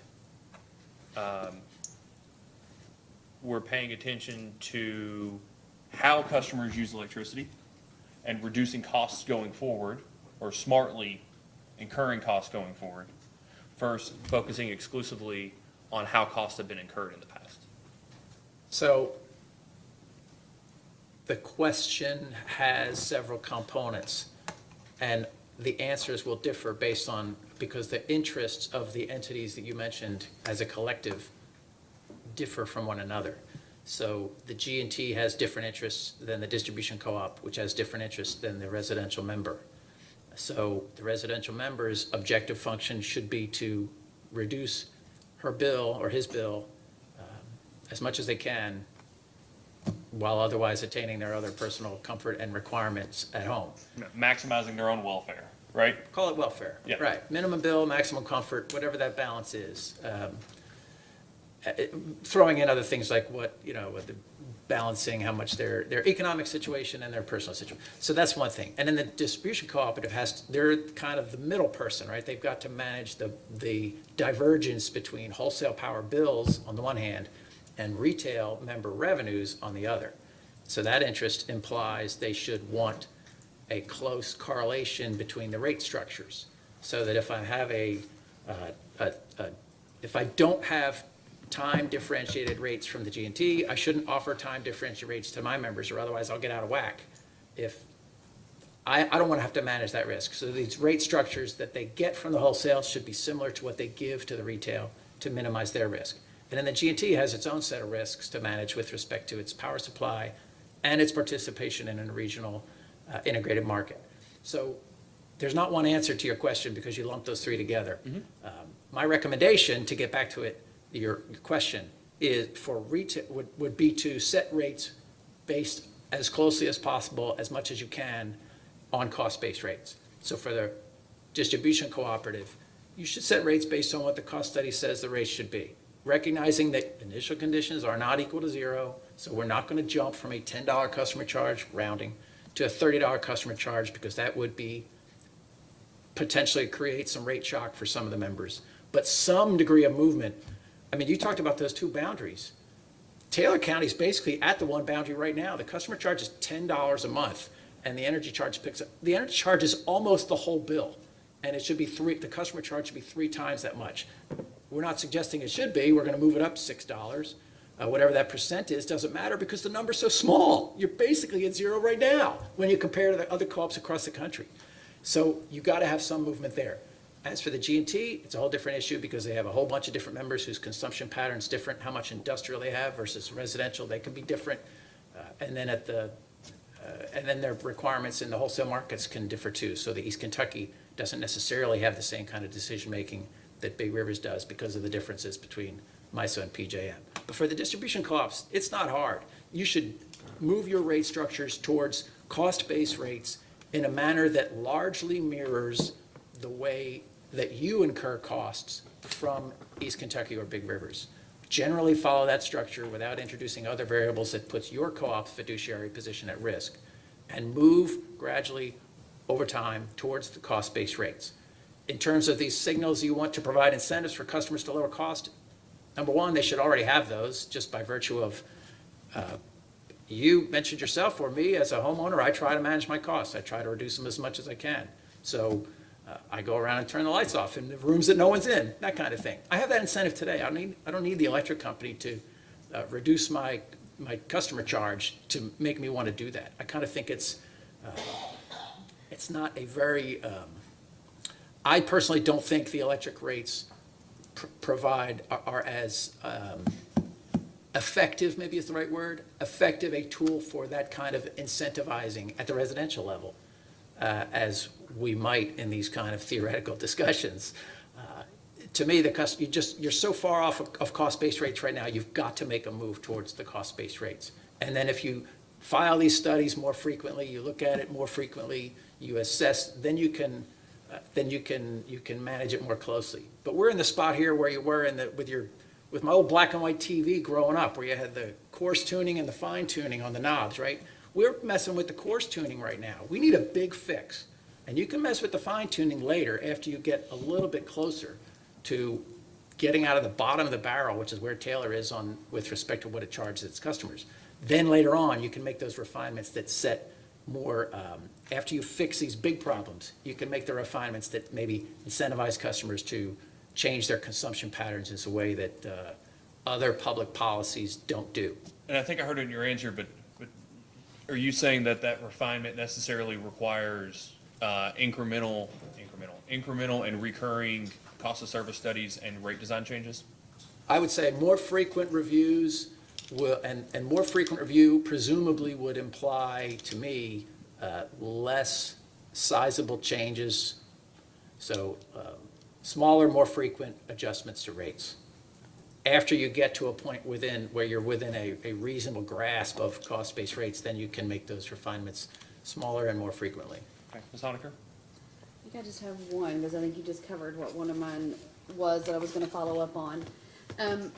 When Ms. Gold asked you questions, it was about what adjustments you agreed with that their witness had proposed in the rebuttal, Yes. and you had kind of went through those and said that.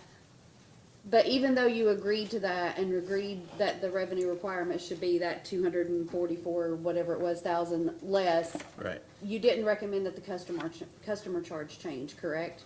No, that's correct. The way the way I did actually in my rebuttal testimony exhibits, the way I handled that reduction in the revenue requirement was to reduce energy charges from relative to our original proposed energy charges. The customer charge, the co-op should still maintain its requested customer charge because it is so far below what it needs to be to recover the actual costs incurred in the adjusted test period to serve a customer. It should be $30. Even if you disagree with the $30 and you say, make it 20, you're still at 10 right now. You're only halfway to what would be really just a third of the way there. So no, we didn't translate that adjustment into any change in the customer charge. Definitely wouldn't do that. It's way too low. It has to go up. The energy charge is adjusted to accommodate that extra $244,000 on the classes where an energy charge change was recommended and the customer charge was held as filed. And I think that you mentioned this when you were answering questions from the chairman, but I'm gonna just kind of make sure. But were you in the room when, I believe it was Ms. Gold who stated what that percentage increase was in the customer charge? It was above 60%. I think she said 64%. Yeah, that sounds about right. And that sounds like a high percentage when you say 64%. Yeah, but, yes, But what would be your explanation or your reasoning why that should still occur? it's a big number as a percentage because it's a small number as a dollar amount. It's $10. If I give you a penny and I give you a second penny the next day, that's a 100% increase in what I've given you, but it's still only 2 cents. It's the same thing here, not to diminish that it's difficult for those customers most in need to have an increase to the customer charge. I get that. And there are, options in place to deal with that are not within the rate structure. There's other outside options for addressing that issue. But when the customer charge is only $10, a couple of dollars translates into a huge percentage. As that customer charge grows, that percentage will shrink over time for an equivalent dollar amount of increase. So it's just about the math. And in the end, it doesn't really, our opinion is, it doesn't matter to the consumers anyway, because they just want to know how much is their total bill going up, which in this case is a much lower number than that. Nobody's bill is going to go up 66% unless they use no energy. And in that case, their bill's going up $6 with rounding. So for the most part, the increase, I think we calculated for the average customer, and that number was much lower, something to the effect of 18% for residential, 12% for the cooperative at large. All right, nothing further. Ms. Honaker, do you have any cross-examination for Mr. DeFever? I think we have maybe one or two, not many. And right? counsel, you all have questions for Mr. DeFever? Okay. I don't think we have much at all, if any. But Ms. Koenig is gonna do that one. No, we just need to. All right, we'll take a recess for lunch until 2, and then we'll come back with Mr. DeFever then. Okay. Thank you. And, yeah.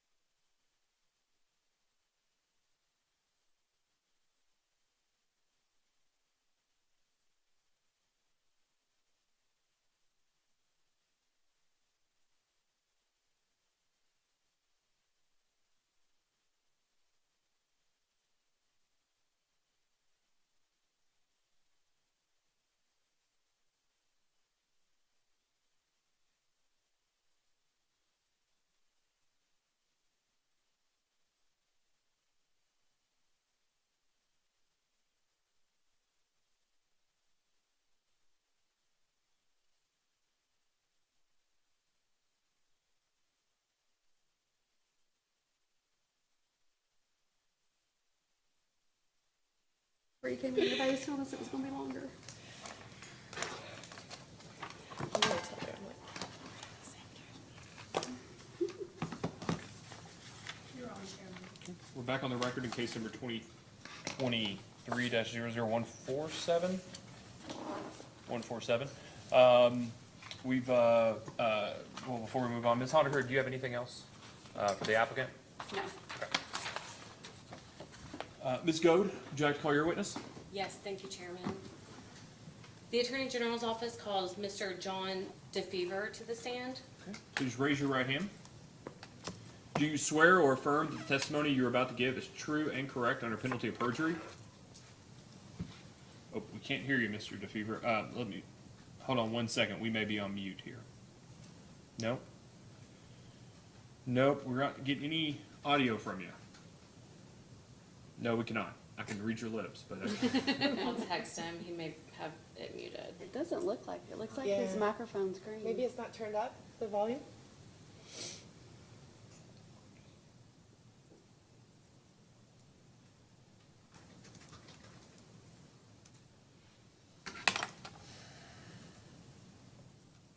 How about now?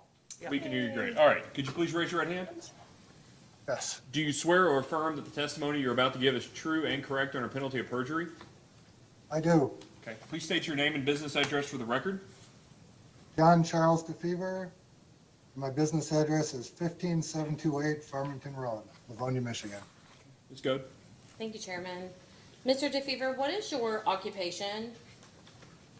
CPA and regulatory analyst at Larkin and Associates. And did you cause direct testimony to be filed in this case? Yes, I did. Do you have any additions or corrections to your direct testimony? Yes, and I can discuss them when I walk through my errata. And the minor additions and corrections were filed with the commission on October 23rd, 2023 through an errata filing, correct? Correct? Can you please walk through these changes that were made in the errata filing? Okay.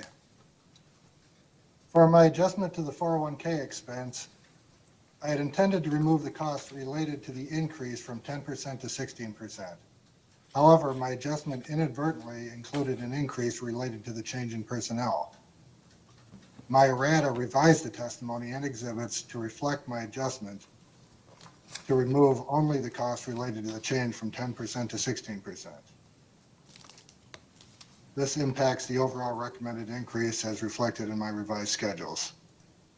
In addition, on page 6, I added a footnote. And I can- have you discovered any other additional corrections that need to be made to your testimony or the errata testimony?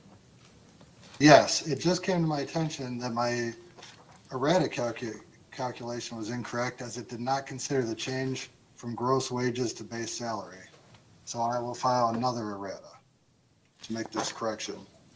This will impact my recommendation to a 401K expense, my total recommended adjustments, and my recommended maximum base rate increase. Thank you very much, Mr. DeFever. And Chairman, we will try to get that errata filing into the record no later than Monday, hopefully tomorrow if possible. That'd be fine. Chairman, the witness is available for cross-examination. Ms. Honaker, Ms. Cody? Thank you. Hi, Mr. DeFever, can you hear me? Yes, Okay, great. I just have a couple of questions. I saw your qualifications listed in the case record. Is this your first Kentucky rate case? it is. Okay. And it looks like you have a lot of experience listed in regulatory cases. Has it all been for? Have you had any experience with electric co-ops? Co-ops, no. Okay, so this is your first co-op case and your first Kentucky rate case? Yes, Okay. And so, but you've been doing this kind of analysis and these calculations since 2010, or is that just, that sounds about right. okay, 14 years. okay, all right, thank you.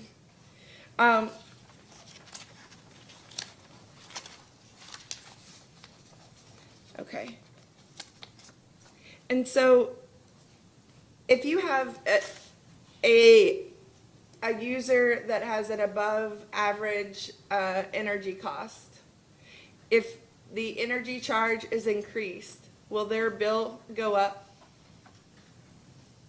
Can you repeat the question, please? Yes.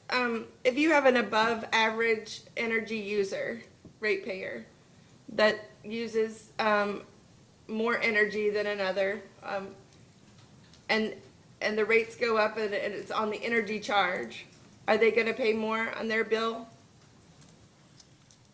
If the person uses more energy, will the Right. bill go up? Right, That would be my understanding. right. Is that, Okay, thank you. I don't have any further questions. Thank you. Ms. Temple, any questions? No, sir. I don't. Ms. Goad? No redirect. Okay. All right, thank you very much, Mr. DeFever, and please work with Ms. Goad to get those errata in writing and filed into the record with an affidavit as soon as you can. okay, thank you. Thank you very much.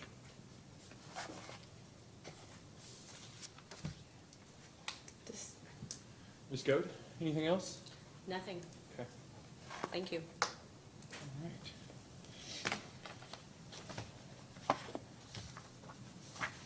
And the corrections that you've already filed those corrections and testimony in the record, right, with additional affidavits? Yeah, we filed updated responses. We just Updated filed them- response. Yeah, they were mostly, I think there was one exhibit to the application, but it was all responses to data requests. But those had, I didn't notice in the filing, and that's probably my fault, that did they have additional affidavits? I don't recall. No.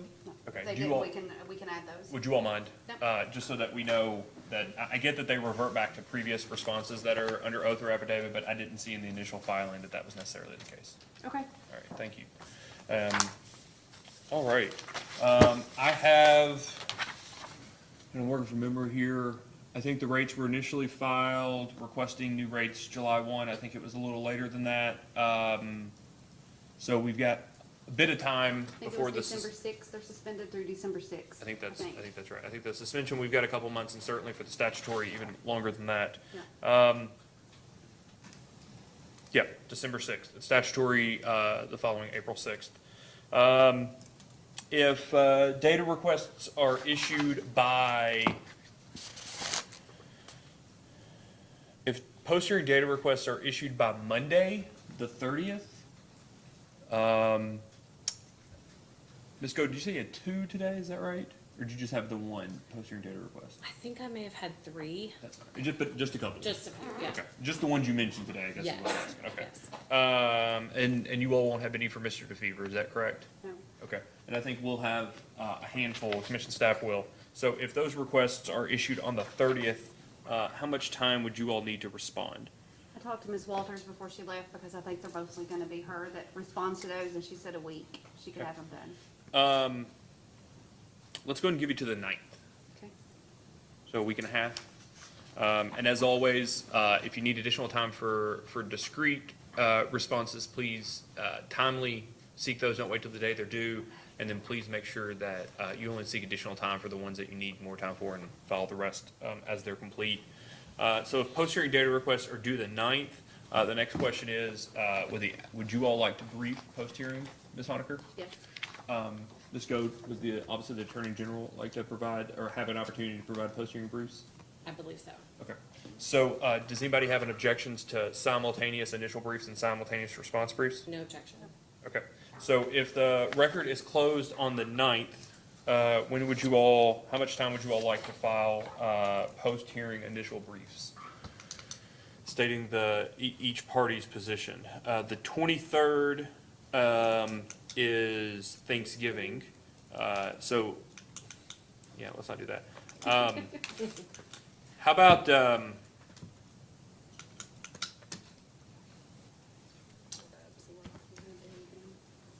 November 29th for initial briefs? And December 13th for response briefs? I know that will be after the suspension period, but I want to make sure you all have an opportunity to take your positions and adequately explain them in briefs. Is there any I objection to apologize. that? December, what was it? 13th? 13th. It'd be 2 weeks for a response. Yeah, and if the AG is okay with it, I mean, we could have ours filed before Thanksgiving, if you all think you could. Because I'm not gonna be working over Thanksgiving break anyways, hopefully. To have the initial ones, which will be the 22nd.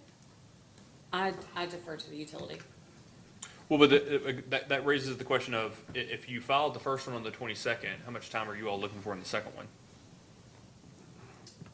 Probably just a week or two. We have Thanksgiving in there, so maybe 2. So that was the thought. I mean, that Yeah. only moves it up 1 week.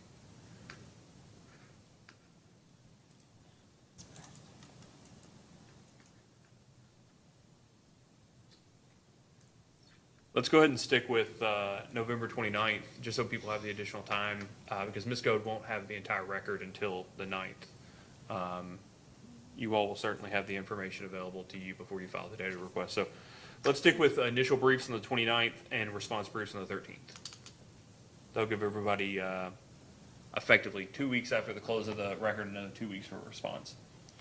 And that's certainly, since there's also no reply. So the case will stand submitted on 12/01 on the 30th? No, 12/01 on the 14th? December 14th? Okay.